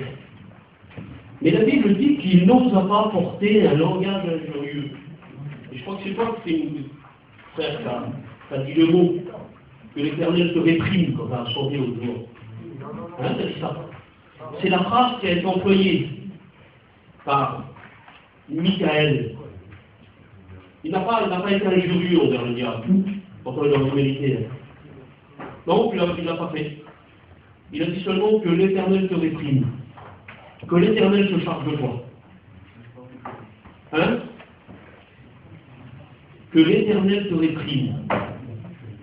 Le texte de Jude 9 nous rapporte que Michael n'osa pas porter un langage injurieux, même contre le diable. Et il a dit que l'Éternel te réprime. Regardez la pensée, vous mettez pensée, je suis écoute. Discuter. Alors mettez pensée, voilà, ça fait Jimmy, mais tant pis. C'est le jeu qui passe.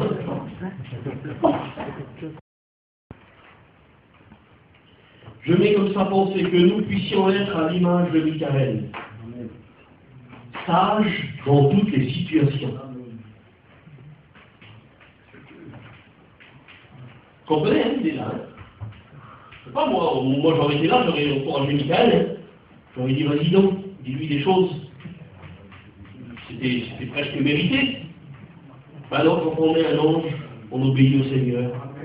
Et on ne dit pas n'importe quoi. Je répète la pensée.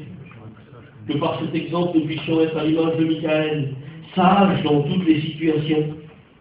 Même quand cela nous paraîtrait normal d'avoir un langage injurieux. Ne l'ayons pas, frère. On sera gagnant. Même s'il y a des situations, des fois, hein, le marathon, quand il conduit, ça ne nous plaît pas.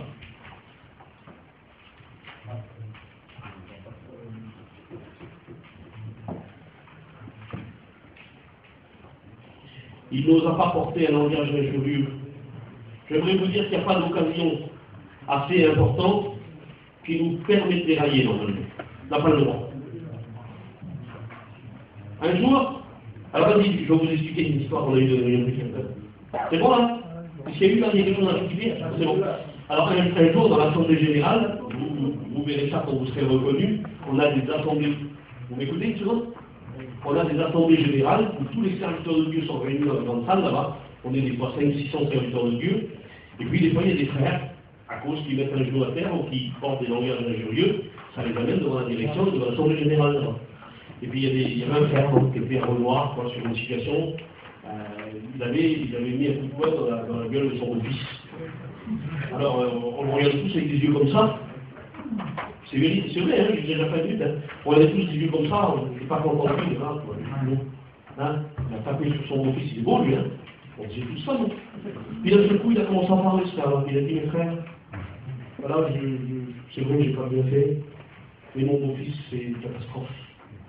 Je ne vous raconte pas les fois où j'ai dû sortir ma fille pour l'emmener à l'hôpital, tellement il la frappe fort. Il me jure, tous les jours. Il me jure, on est bon, hein. Il me jure les défunts, quoi. Et puis, l'autre jour, j'ai séparé, je l'ai tapé sur ma femme, on regardait comme ça, nous. C'est pas possible ça. Il y a des frères à un moment donné, j'ai pas pu, ça fait 10 ans que ça dure. J'ai dit, on a tous crié, Alléluia! Devant Dieu,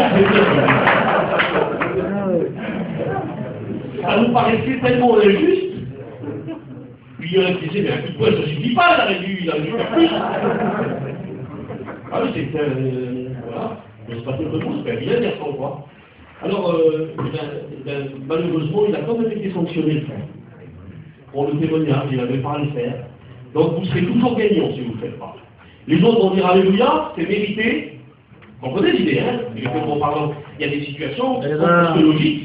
Là, ça aurait été logique pour Michael de porter un langage joyeux, ce diable, il avait rien à perdre, mais il ne l'a pas fait. Et je vous ai dit que entre les anges en haut et les anges en bas, parce que c'est le même nom pour nous deux, les rapports doivent être les mêmes avec le Seigneur. L'équité de la justice doit être les mêmes, mais maintenant on n'est pas des anges avec des êtres, nous. Non, mais tu portes quand même le mot ange. Parce qu'il n'y a pas de nature, je le répète, hein, il n'y a pas de nature désignée dans le terme angelos en grec. Ça signifie messager, serviteur. Cela peut s'adresser à l'ange dans le ciel et à l'ange sur la terre. N'est pas amen? Que Dieu soit béni. Ça, donc, c'est le premier exploit. On fait le deuxième exploit. Le deuxième exploit, il est à venir. Il va le faire. Il n'est pas encore là. On le trouve dans Apocalypse 12, verset 7. Qu'un frère vérifie pour voir si je ne me suis pas trompé. Il s'agit de la guerre au ciel avec le bon dragon. Vous allez voir.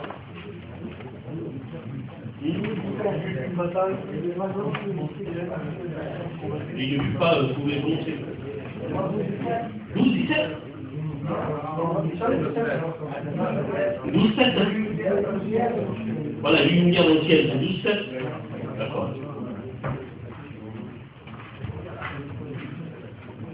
Ça, c'est à venir.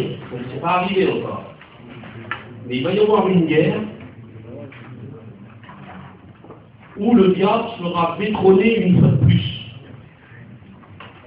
Là, il a été foutu dehors du ciel. Écoutez ça mieux, concernant le diable. Il a été mis dehors. Dieu l'a jeté, l'a précipité. Selon Ézéchiel, hein, il l'a précipité. Mais il a toujours accès dans les lieux célestes, le diable. Retenez ça, les frères. Hein. Il a toujours accès. Il peut toujours se présenter. On a la preuve et l'image avec l'histoire de Job. Vous vous rappelez de ça? Les fils de Dieu se réunirent. Et parmi eux se trouve le diable. Et Dieu lui parle. Donc le diable n'a plus sa demeure avec Dieu, n'habite plus le ciel à proprement dit. Il a été précipité, mais il a accès. C'est comme un oiseau, si vous voulez. De temps en temps, il y va. D'où le texte de la Bible où il est dit, c'est Paul qui dit ça, nous n'avons plus à lutter contre la chair et le sang, mais contre les dominations, les autorités, les principautés, qui sont dans les... Voilà, donc il a toujours accès à l'air, il est le prince de la puissance de l'air. Donc il a toujours accès, mais il a été détrôné. Et là, il va descendre une case. Il n'aura même plus accès là. Il n'aura plus. Et regardez, c'est marqué donc. Il est dit, alors Apocalypse 12, 7, il s'agit encore donc d'une bataille contre le diable qui arrivera au milieu de la grande tribulation. C'est pour vous localiser à peu près quand cette bataille aura lieu. Nous, on ne sera pas là, on sera enlevé. Cette bataille aura lieu en plein milieu de la grande tribulation. La Bible dit que le dragon avec ses anges perdra cette bataille. Mais là où le diable a vraiment perdu la guerre, parce que là il est question de bataille, c'est à la croix du calvaire, comme vient de dire le frère. C'est à la croix du calvaire, rappelons-nous, Colossiens 2,15, les a livrés au spectacle, il les a précipités. Il a mis le diable à genoux. Il a triomphé par la croix. Que Dieu soit béni. Je vous donne un petit message de prédication, petite note. Quand il est dit, par exemple, le texte que je vais vous citer là, nous n'avons pas lutté contre la chair et le sang, c'est-à-dire on n'a pas lutté l'un contre l'autre, ni même contre les hommes, les païens, on lutte pas avec la chair et le sang, mais on lutte contre les dominations, les autorités, les principautés, les esprits méchants. Ben, vous pouvez dire, sans vous tromper, si vous faites un message, vous dites par exemple, nous n'avons pas lutté contre la chair et le sang, contre les hommes, mais contre les dominations. Qu'est-ce qui domine aujourd'hui dans le monde? La méchanceté, hein? L'argent, voyez, vous pouvez là. C'est les dominations, ça. Ça domine le monde, ça. Les autorités. Ça veut s'opposer au monde. C'est logique d'être méchant. C'est logique d'être pervers. C'est logique que c'est des autorités qui veulent s'imposer au monde. Parce que ceux qui n'ont pas Dieu, ben, ils se laissent imposer ces autorités-là. Mais nous n'avons pas lutté contre la chair et le sang, mais contre les autorités que le diable voudrait mettre devant nous. Voudrait dominer sur nous. Peuvent dominer sur le monde, mais pas sur nous. Après, les esprits méchants, ben là, il s'agit vraiment des démons. Hein? Pas de problème. C'est bon? Alors la Bible dit que le dragon avec ses anges perdra la bataille, donc, mais c'est en face de Jésus qu'ils ont perdu la guerre. Colossiens 2,15. Il a triomphé par la foi. Alors je voudrais conclure avec Michael, si vous me le permettez. Regardez ce que j'ai mis en conclusion. Vous pouvez le mettre, mettez-le sur une page blanche et vous mettez conclusion avec l'ange Michael.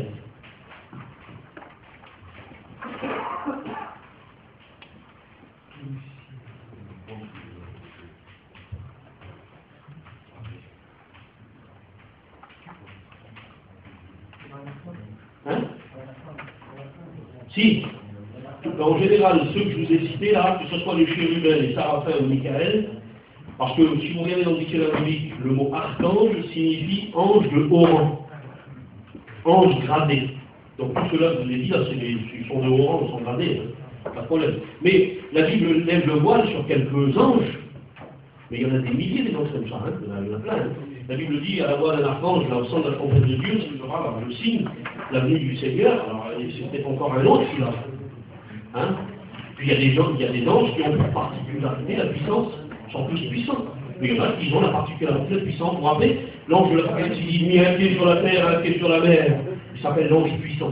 Ben, sa particularité à lui, c'est la puissance, c'est la force. Vas-y, je t'écoute. Combien d'archanges il y a? Hein? Il y en a beaucoup d'archanges? Alors, je n'en connais pas de nom, mais il doit y en avoir quelques milliers. On va les voir, hein. On les verra. Oui. C'est pas Michael qui avait été l'ange qu'on lui disait qu'il était à la rue. On va le voir après, oui.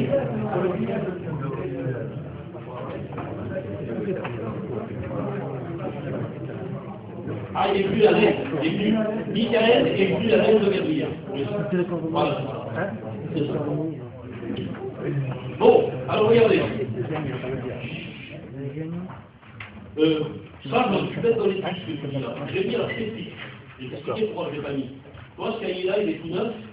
J'avais un vieux cahier qui partait, qui partait en mienne, comme ça, et cette chose-là, j'avais mis dedans. Alors, on peut la mettre, à ce moment-là, il va falloir qu'on cherche le verset où il est question de Gabriel qui doit venir apporter un message à Daniel, mais le diable s'oppose.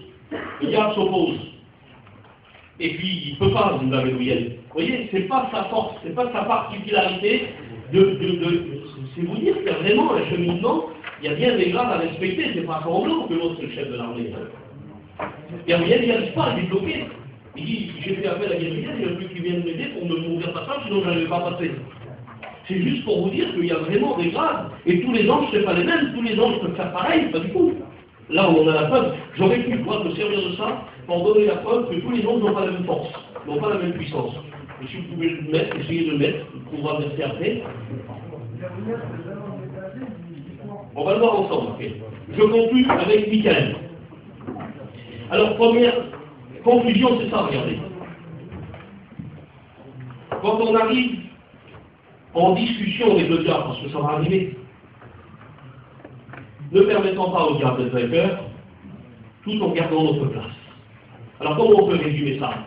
Conclusion, tu mets ne permettant pas au diable de nous voler. Allez, voilà.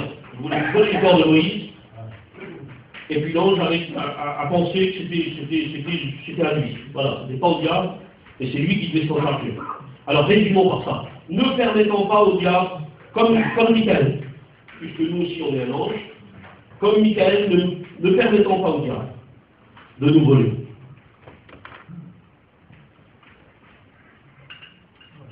C'est la conclusion, ça, hein? On va voir quelques petits points.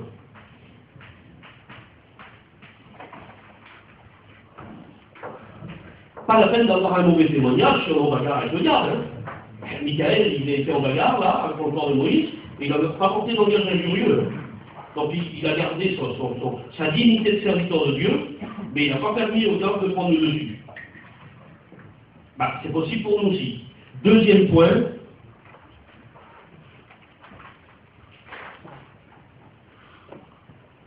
il a, même en face du diable, eu un bon langage. Mettez ça. Il n'y a pas de situation qui permet d'en aller un mauvais témoignage. Pas le droit. Même si c'est le cas du petit beau-fils.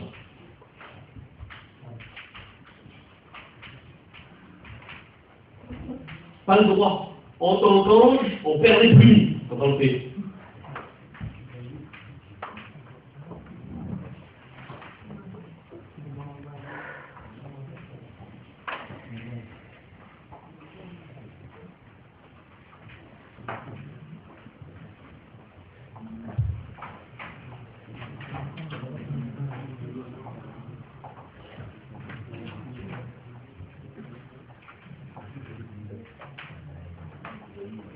Voilà. Vous pouvez faire ça? Vous pouvez passer là. Hein. Ça, c'est le deuxième. Maintenant, on arrive au troisième. Ça peut arriver que, comme Michael, Dieu vous désigne à être un chef, avoir une certaine responsabilité. Ça peut arriver, ça. Hein? Alors, je dis ça, moi.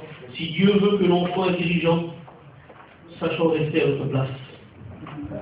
Les chefs de l'armée, protecteurs, mais il reste à sa place.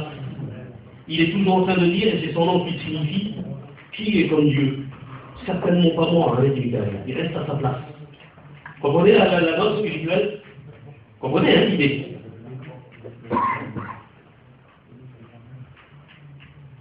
Il est chef, voilà, que Dieu le bénisse. Moi, je ne suis pas mis chef, je suis mis dirigeant. Payon, il aurait été là, il aurait dit, les chefs, on les prend par la peau du pantalon. C'est comme si qui se retient, je dis ça. Par la peau du pantalon. Et on les met dehors. J'ai écouté ça, tous les étudiants ont fait ça, Dieu le bénisse, j'ai téléphoné, il semblerait que ça va un petit peu mieux.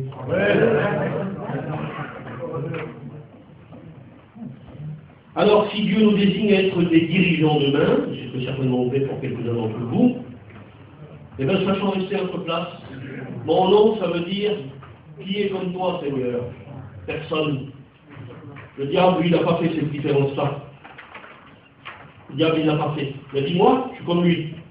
Directement, il a été précipité. Alors, soyez des dirigeants avec la tête sur les épaules, c'est-à-dire ne vous prenez pas pour ce que vous n'êtes pas. Restez gentiment à votre place, même s'il vous a désigné à une certaine place. Quatrième, Michael est chef de l'armée et protecteur du peuple. Eh bien, ne sois pas, j'ai marqué comme ça, ou ne désire pas être le chef. Négativement parlant, pas de chef. Il y a que Dieu qui peut nous mettre à une place. Quand on cherche une place que le Seigneur ne nous donne pas, non seulement on désobéit au Seigneur, mais on n'est pas utile. Quand on est à une place qui n'est pas la nôtre.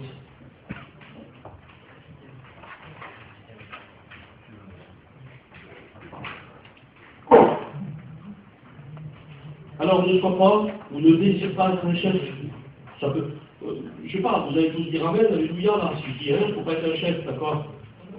Mais il y aura des moments où ça va peut-être être possible. Et aujourd'hui, je ne trahis pas de secret, mais je vais vous le dire, il y a des régions où il y a des serviteurs de Dieu, des responsables d'église,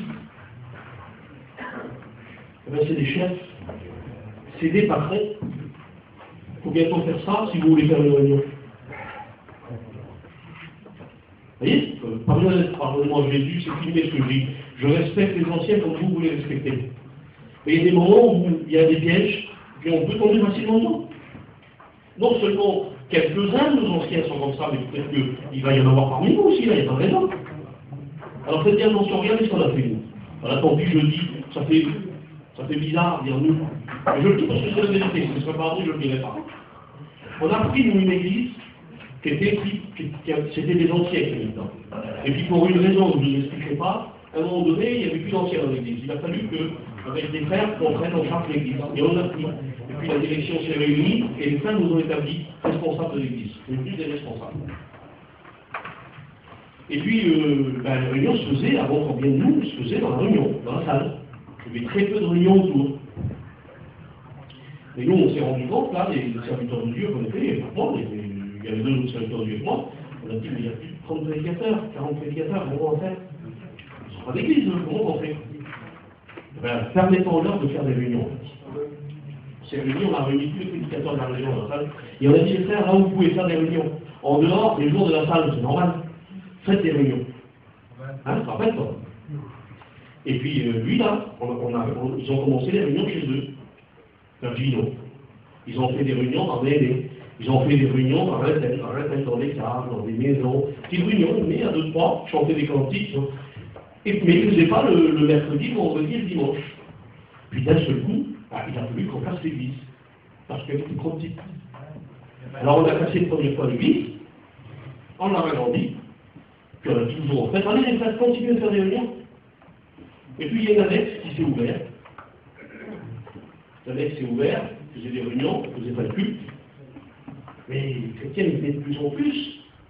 On a dit, on va recasser une deuxième fois. On a cassé une deuxième fois. On a pris tout le terrain, on pouvait pas aller plus loin. Elle est toujours pleine.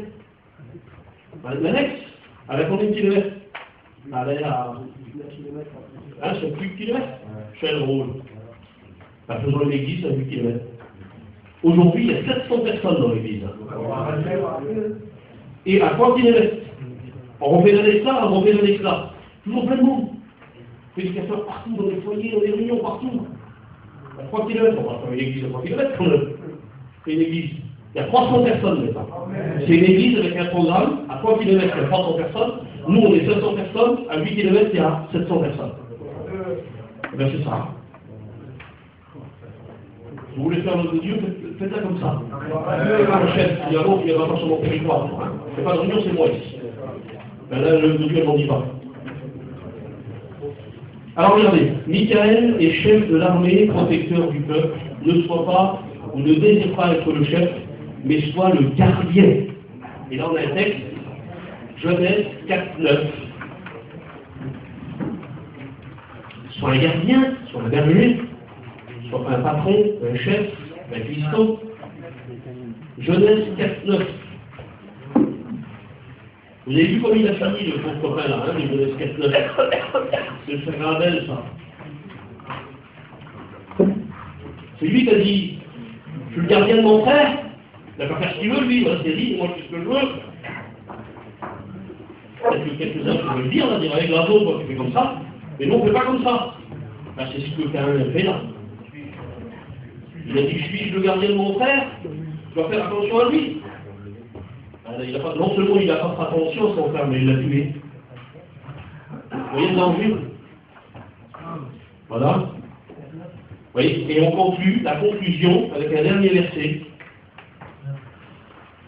C'est dans le livre d'Ézéchiel 22:30.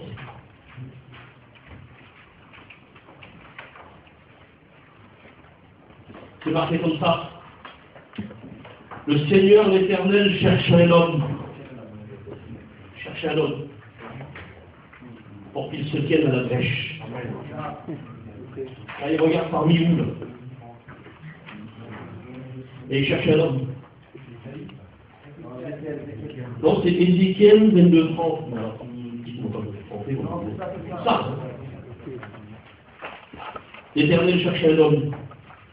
Un homme qui se tienne à la brèche. Ça va pas être facile. Vous savez ce que c'est la brèche?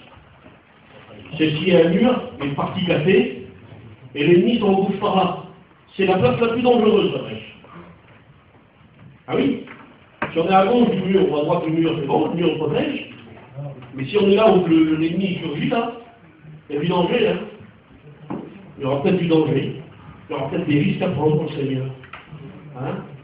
Et là, si vous êtes peut-être comme dans Camillot, la petite église, là, tranquille, à la campagne.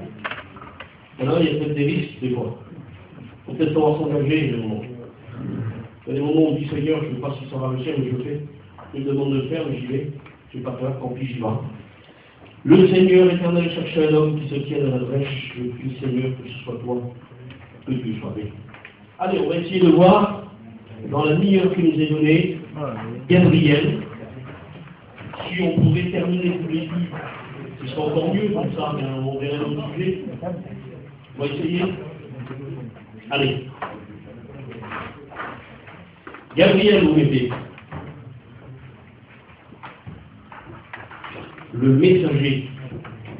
Ça colle à son nom, ça s'attache. Gabriel, le messager. Alors là, il y a une magnifique image. Hein? Alors, je n'ai pas écrit ça, la signification de son nom. Mais regardez voir, par exemple, Luc 1, 19, dans votre commentaire, si vous avez la signification du nom. Gabriel, ça c'est Dieu, hein, le L, c'est Dieu. Ça. Mais, attendez, on vient de voir Luc. On dirait en forme de Dieu. Hein? On dirait en forme de Dieu. Voilà, comme fort. Bizarre, hein? En plus, alors là, je vais marquer la signification de son nom. Regardez. Comme je vous disais que les anges et les hommes, ça se ressemble.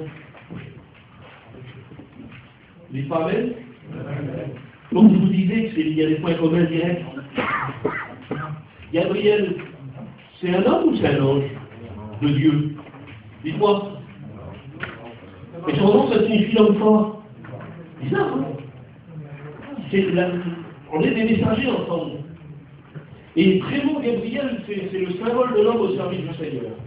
Et comme par hasard, son service, c'est le message. Mon Dieu, comment il nous typifie, comment il nous symbolise. Alors regardez, voilà aussi un ange de premier rang. Gabriel fait partie de l'élite angélique. L'élite, il est sur le long du plateau, si vous voulez. Sa position dans les péris, elle est écrite dans Luc 1, 19. C'est lui qui le dit. Tu demeures où, Gabriel? Dis-moi, je me tiens devant Dieu. Dans de position. Que Dieu soit béni. Jusqu'à la fin, tenez-vous devant lui. Un serviteur de Dieu, d'ailleurs, il n'a pas d'autre position. Il ne peut pas avoir une autre place. Il y en a qui sont devant leur femme. Ils ne vont pas aller loin. Hein? Devant leurs parents. Devant leurs enfants. Si c'est ça qui compte, vous serez avant devant eux plutôt que devant Dieu. Lui, dis-moi, je me tiens devant Dieu. Premier point, première chose. Voilà. Il a pour mission d'apporter des messages dictés par Dieu lui-même. Alors, c'est imaginez un petit peu Dieu sur son trône. Puis d'un seul coup, il veut parler à un homme. Et il est là, lui, Gabriel. Il regarde comme ça, il dit, j'ai besoin de tes services. Et Gabriel, il arrive. Oui, Seigneur, j'ai un message pour toi. Et regardez, il a pour mission d'apporter des messages dictés par Dieu lui-même. Quelle importance! Il y a 3 grandes interventions de la part de Gabriel dans l'Écriture. Mais un mot, mais qu'il faut absolument souligner à propos de l'ange Gabriel. Il y a un mot qu'il faut absolument souligner pour l'ange Gabriel, ça se trouve dans le livre de Daniel au chapitre 9 et verset 21. Je vais faire le livre, parce que là c'est presque choquant.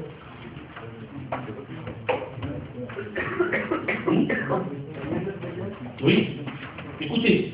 Je parlais encore dans ma prière quand Gabriel, l'homme que j'avais vu précédemment dans la vision, s'approcha de moi d'un vol rapide. Ah, c'est bon. L'homme Gabriel que j'avais vu s'approcha de moi d'un vol rapide. C'est quoi, un ange ou un homme? C'est les deux. Que Dieu pardonne, non, c'est pas un homme. Mais je veux dire, dans l'explication, pour revenir au fait qu'il y a 2 sortes de messagers, et bien Gabriel n'est presque pas différent de nous. Il a le même nom. C'est un homme, nous on ne vole pas, mais lui il vole, mais il ressemble tellement à un homme que Daniel dit, je vis l'homme. C'est un homme qui a lui dit pas, j'ai vu un ange, il a plus de betteraves devant lui, il m'avait dit, en parlant de ça, je ne vois pas faire de message. Il y a un garçon qui m'a expliqué il m'a dit un jour, je rêvais, il m'a expliqué ça, il m'a fait le rêve, il était tout tremblant, et il pleurait. Il m'a dit, pardon, j'ai rêvé, c'était le matin, je sortais de ma camping, et quand je suis sorti de ma camping, écoutez bien ça, il tombait de la boue. Et la boue est tombée sur moi, ça me cachait. Il dit, c'était pas agréable. Et il dit, voilà, je m'en faisais pas trop. Il dit, puis je regardais dans le ciel et je voyais une lumière, comme une étoile filante. Elle venait d'une rapidité, même pas la peine. Puis à un moment donné, elle s'est arrêtée près de moi comme ça. Et quand elle s'est arrêtée, à une certaine hauteur, je tombais un peu. Je sentais un point qui me travaillait. Et puis je regardais, et je m'apercevais que c'était un ange. C'était un Apollon, il était bien fait. Mais alors il avait des ailes. Après ce qu'il m'expliquait, ces ailes, il faisait une quinzaine de mètres de long. 2 ailes immenses. Il dit, il se tenait à bonne distance de moi, mais sa présence m'écrasait. Et puis, il descendait, et plus il descendait, plus je sentais que je mourais. Il dit, je sentais que j'allais partir, je sentais que j'allais mourir, la présence de l'ange me tuait. Et je comprenais que l'ange était venu pour me tuer. Et puis j'étais en train de mourir. Et puis pendant que j'étais en train de mourir, j'étais étouffé, j'étais oppressé, je disais, Seigneur, et pourquoi? Pourquoi l'ange me tue? Je suis un chrétien. Je ne suis pas terrible, mais je suis un chrétien. Et puis l'ange, il lui disait, non, le Seigneur t'a laissé plusieurs fois une chance. Plusieurs fois, il t'a demandé de rectifier ta vie. Plusieurs fois. Et t'as pas changé. Et l'ange descendait, et puis descendait, puis je sentais que la vie partait de mon corps. Il dit, puis je priais, mais j'avais de la force, et je disais, Seigneur, laisse-moi encore une chance. Il dit, puis je regardais l'ange, et je voyais l'ange, il regardait au ciel, je voyais bien qu'il y avait une conversation, mais je l'écoutais pas. Et l'ange me regardait. Et puis, quand je priais, Dieu parlait à l'ange. L'ange, il a arrêté d'appuyer, et il regardait en haut. Et il appuyait. Et puis je mourais. J'étais en train de mourir, et puis, juste avant de mourir, il m'a dit, je t'en supplie, laisse-moi encore une chance. Et l'ange s'est retiré. Et puis la vie est revenue en moi, puis l'ange il m'a dit, écoute, il m'a dit, te laisse encore une chance. Il a dit, mais seulement, il va falloir que tu rectifies. Il va falloir que tu t'engages. Dieu veut que tu travailles pour lui. Dieu veut que tu fasses quelque chose. Et il a dit sur lui, tu devras prier. Mets à part une demi-heure par jour. Et engage-toi dans le service. Fais quelque chose pour Dieu. Alors il s'est levé le matin. Et puis il est devenu diacre de notre église, c'est mon fils. Il est devenu diacre de l'église. Et puis il se met une demi-heure par jour à prier le Seigneur. Les anges au service de Dieu. Nous sommes au service de Dieu. Et nous devons le servir du mieux que l'on peut, que Dieu soit béni. Alors j'en étais là, regardez. Je me tiens devant Dieu. Il y a pour mission d'apporter un message dicté par Dieu lui-même. Il y a 2 grandes interventions de la part de Gabriel dans l'Écriture. Un mot qu'il faut souligner, on l'a souligné, chapitre 9, verset 21, l'homme Gabriel. Gabriel est d'apparence humaine. Hein? Il le confond, Daniel. Gabriel est d'apparence humaine. Il se confond à la nature de l'homme. D'ailleurs, son nom, Ézémia, signifie homme fort. Son nom signifie homme fort. Donc c'est vraiment pour dire que l'ange nous ressemble, quoi. Et en plus, sa particularité à lui, c'est pas chef de l'armée céleste, parce que vous ne pouvez pas l'être maintenant. On a spiritualisé tout à l'heure pour Michael. Là. Mais là, c'est un messager. C'est un homme qui prêche. Ben, c'est exactement nous. Et quoi? T'es le chef de l'armée céleste?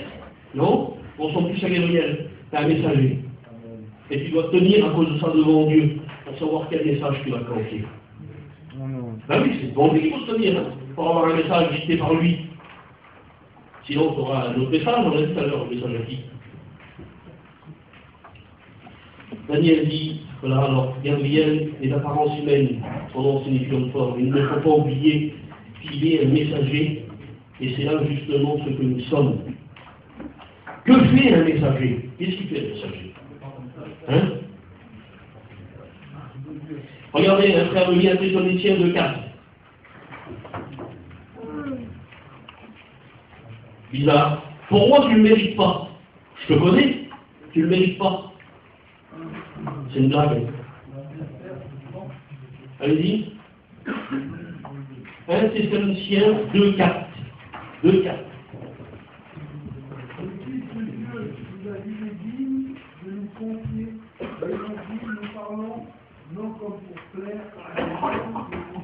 Voilà, c'est bon. Il nous a jugés dignes. Pas possible, pardon. Gabriel, c'est Gabriel, on va pas se la de lui. Oui, mais il t'a jugé digne d'être son messager. T'as porté l'évangile. Le Seigneur, c'est pas possible. Moi, t'es sûr, moi, oui, toi. T'as vu hier où j'ai prêché? Oui, ben toi quand même. Il t'a jugé digne, parce qu'il sait ce qu'il va faire de toi. T'es en apprentissage. Il nous a jugés dignes de nous confier le message de l'évangile. Et nous l'annonçons, non pas pour plaire aux hommes, mais pour plaire à Dieu. Hein? N'essayez pas de plaire si vous prêchez.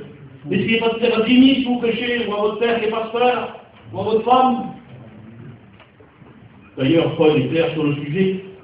Si je plaisais aux hommes, je ne serais pas serviteur du Seigneur. Il dit. Alors, n'essayez pas de plaire aux hommes, de toute façon, vous ne plairez jamais aux hommes. Plaisez à Dieu. Plaisez au Seigneur, que Dieu soit béni. Regardez, un messager de Dieu apporte fidèlement le message que Dieu lui dicte. 1 Roi 14,6. Il s'agit du prophète Aya et la femme de Jéroboam. Ça va peut-être être ça aussi ton message. Regardez, c'est la femme de Jéroboam, autrement dit, c'est une reine qui vient dans le serviteur de Dieu. C'est pas n'importe qui, hein. C'est pas madame tout le monde, c'est la reine. Elle a le pouvoir de vie et de mort, la reine. Ben, quand l'homme de Dieu, quand le messager, il voit cette femme-là, qu'est-ce qu'il dit? Il dit, j'ai un message, Dieu va t'annoncer, même si tu t'appelles madame la reine. Voilà. Elle est un serviteur de Dieu, un messager de Dieu, il dit message de Dieu. C'est pas trop dur ça, pour moi. Voilà, il faut essayer de différencier l'imbécilité et le fait d'être dur dans le message que le Seigneur nous appelle à apporter. Hein, ne soyez pas plus dur que la pierre si le Seigneur ne nous le demande pas. Mais là, le Seigneur l'avait demandé au prophète Aya, et c'est la femme de Jéroboam. Et bien, c'est un messager, lui, c'est un messager, toi. Tu seras messager devant les gens qui ne seront pas des rois, qui ne seront pas des reines, des pauvres misérables. Tu auras le même message pour la reine et pour la dame normale. Tu auras le même message pour le monsieur qui est intelligent et pour le plus ignorant. Tu auras le même message en face du riche et en face du pauvre. Tu auras le même message en face de celui qui est en bonne santé et celui qui est malade. Pas de différence. Le même message. Un message gentil si Dieu te le demande. Un message dur si Dieu te le demande. Mais Romains 10, 18. Regardez. C'est marqué comme ça. La voix des messagers retentit sur toute la terre. Il ne dit pas juste à elle ou jusqu'à lui tu devras prêcher ce message-là. Non, sur toute la terre a retenti. À tout le monde. On disait de Paul, voici l'homme qui prêche partout et à tout le monde. Quelle beauté. Pas beau ça? Vous dites pas amen? Je vous le souhaite, hein. Tandis que vous, ça c'est un homme qui prêche partout et à tout le monde. Voilà, aux riches, aux pauvres.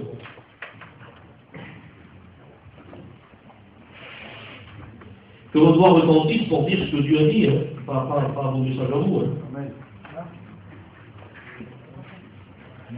Regardez quelle belle phrase, quel beau mot quand elle est inspirée. On est en face d'un espèce de prophète bizarre, on l'appelle Balaam.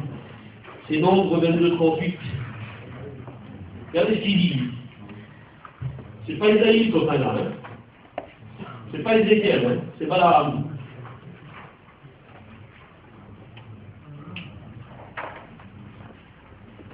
Vous savez ce qu'il dit, lui, dans Nombre 22, 38? Dites-le aussi, vous. Je dirai ce que Dieu me dit de dire. Dites pas autre chose, pas besoin. Pas besoin de dire autre chose. Dites ce que le Seigneur vous demande de dire. Ce sera suffisant. Côté Cardo, c'est pas facile quand même de parler. Bien sûr que c'est pas facile, j'en suis conscient, mais il faudra que tu lises Matthieu 10, 19. Je sais bien que c'est pas facile d'être serviteur du grand roi. Je sais bien, j'en fais partie. Mais heureusement qu'il y a Matthieu 10, 19. C'est une parole de Jésus. Jésus dit, ne vous inquiétez pas de ce que vous direz. Ça vous sera donné. Voilà. Bon, il faut méditer. Il faut trouver des versets, pas de problème. Mais tu t'inquiètes pas trop, que tu t'inquiètes, c'est normal dans la prédication, dans le message. C'est logique d'avoir un peu d'appréhension. Mais dis-toi bien que c'est pas ta force à toi, c'est pas tes mots à toi, c'est pas tes pensées à toi qui vont sauver les gens. Ne vous inquiétez pas, à ce point-là, dit le Seigneur. Et c'est par le Seigneur, il vous inspirera en temps voulu. Il y en a un qui m'a posé la question, je ne sais pas si c'est dans cette salle-là ou dans l'autre, parce que j'ai vu l'autre aussi. Il m'a dit tantôt, est-ce que le Seigneur a exercé en tant qu'homme son ministère, ou il a exercé en tant que fils de Dieu? Moi, je crois que c'est la petite salle. Je lui ai répondu ça. J'ai répondu par Jean 12, 49 et Jean 14, 10. Imaginez un peu, Jésus lui-même s'est plié à ça. Mais si on ne le ferait pas nous, mais si on mérite d'accord. Regardez ce que Jésus a dit. Il a dit, le Père m'a prescrit ce que je dois vous dire. Il ne parlait pas de son autorité personnelle, il ne parlait pas de sa propre voix, le Seigneur. Il dit, tout ce que je vous dis là, je vous le dis parce que ça m'a été dicté. C'est mon Père qui me dit de vous dire ça. Alors n'essayez pas d'apporter votre bien, dites ce que le Seigneur vous a dit de dire. Et ce ne sera pas trop grand, ce ne sera pas trop court, ce sera juste ce qu'il faut. Il n'y a pas un seul mot, ça suffit, il y a un mot. Mon serviteur sera guéri. Voilà. Puis des fois, pour parler longtemps, il faut aller voir des gens, pour parler des heures avec. Il faut faire ce que le Seigneur nous dit de faire. Voilà. Pensez, j'ai mis. Voilà, encore une fois, vous voyez. Pensez, à l'image de Jésus, notre grand exemple, nous serons des messagers puissants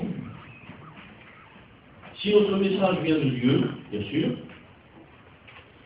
Mais il viendra de Dieu si vous apportez ce message-là.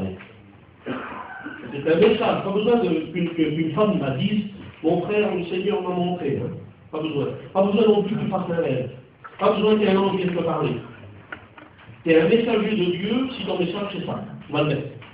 Alors, il faudrait que tu fasses, regarde, 1, 2, 3, 4, 5, un peu serré. 2, 3, 4. Arrête à 4, on va voir si on peut mettre un cinquième. Voilà, 4. Alors regardez, mais Psaume 68, 12. Psaume 68, 12.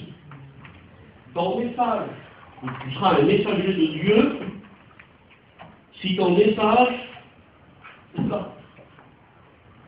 C'est un message de bonne nouvelle. C'est en plein dedans, hein. Si tu as un message de bonne nouvelle, c'est un messager de Dieu.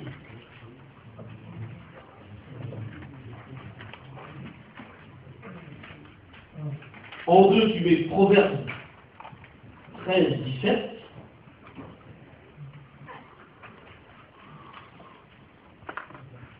Le messager est investi d'un message de guérison. Un message de guérison, un message du Seigneur.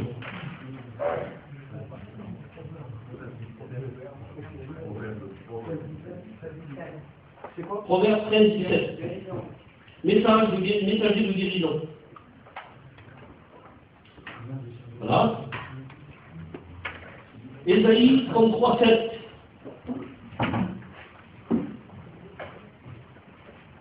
Un messager de paix. Ça porte ça? Un message comme ça pour les gens? C'est un messager du Seigneur. C'est peut-être pas Gabriel ou Michael, mais c'est un messager du Seigneur si tu apportes la paix dans ton message. Voilà.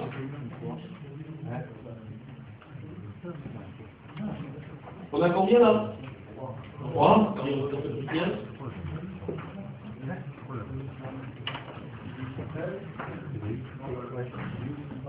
13, 17 Proverbes. Et puis Ésaïe 33, 7. Un messager de paix. Et puis le dernier, on va mettre, voilà. Tu mets 2 Corinthiens 5, 19. Nous sommes, dit Paul, des messagers de la réconciliation. On réconcilie. Alors non seulement on réconcilie les familles, parce que vous serez appelés à faire ça aussi, hein, mais la première des réconciliations que vous êtes appelés à faire, c'est réconcilier l'homme avec Dieu. Parce qu'il y a eu cassure. Il y a eu cassure.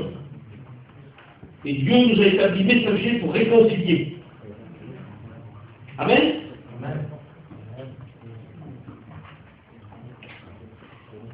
ça c'était la note spirituelle. Les sables, ça mieux. Et on va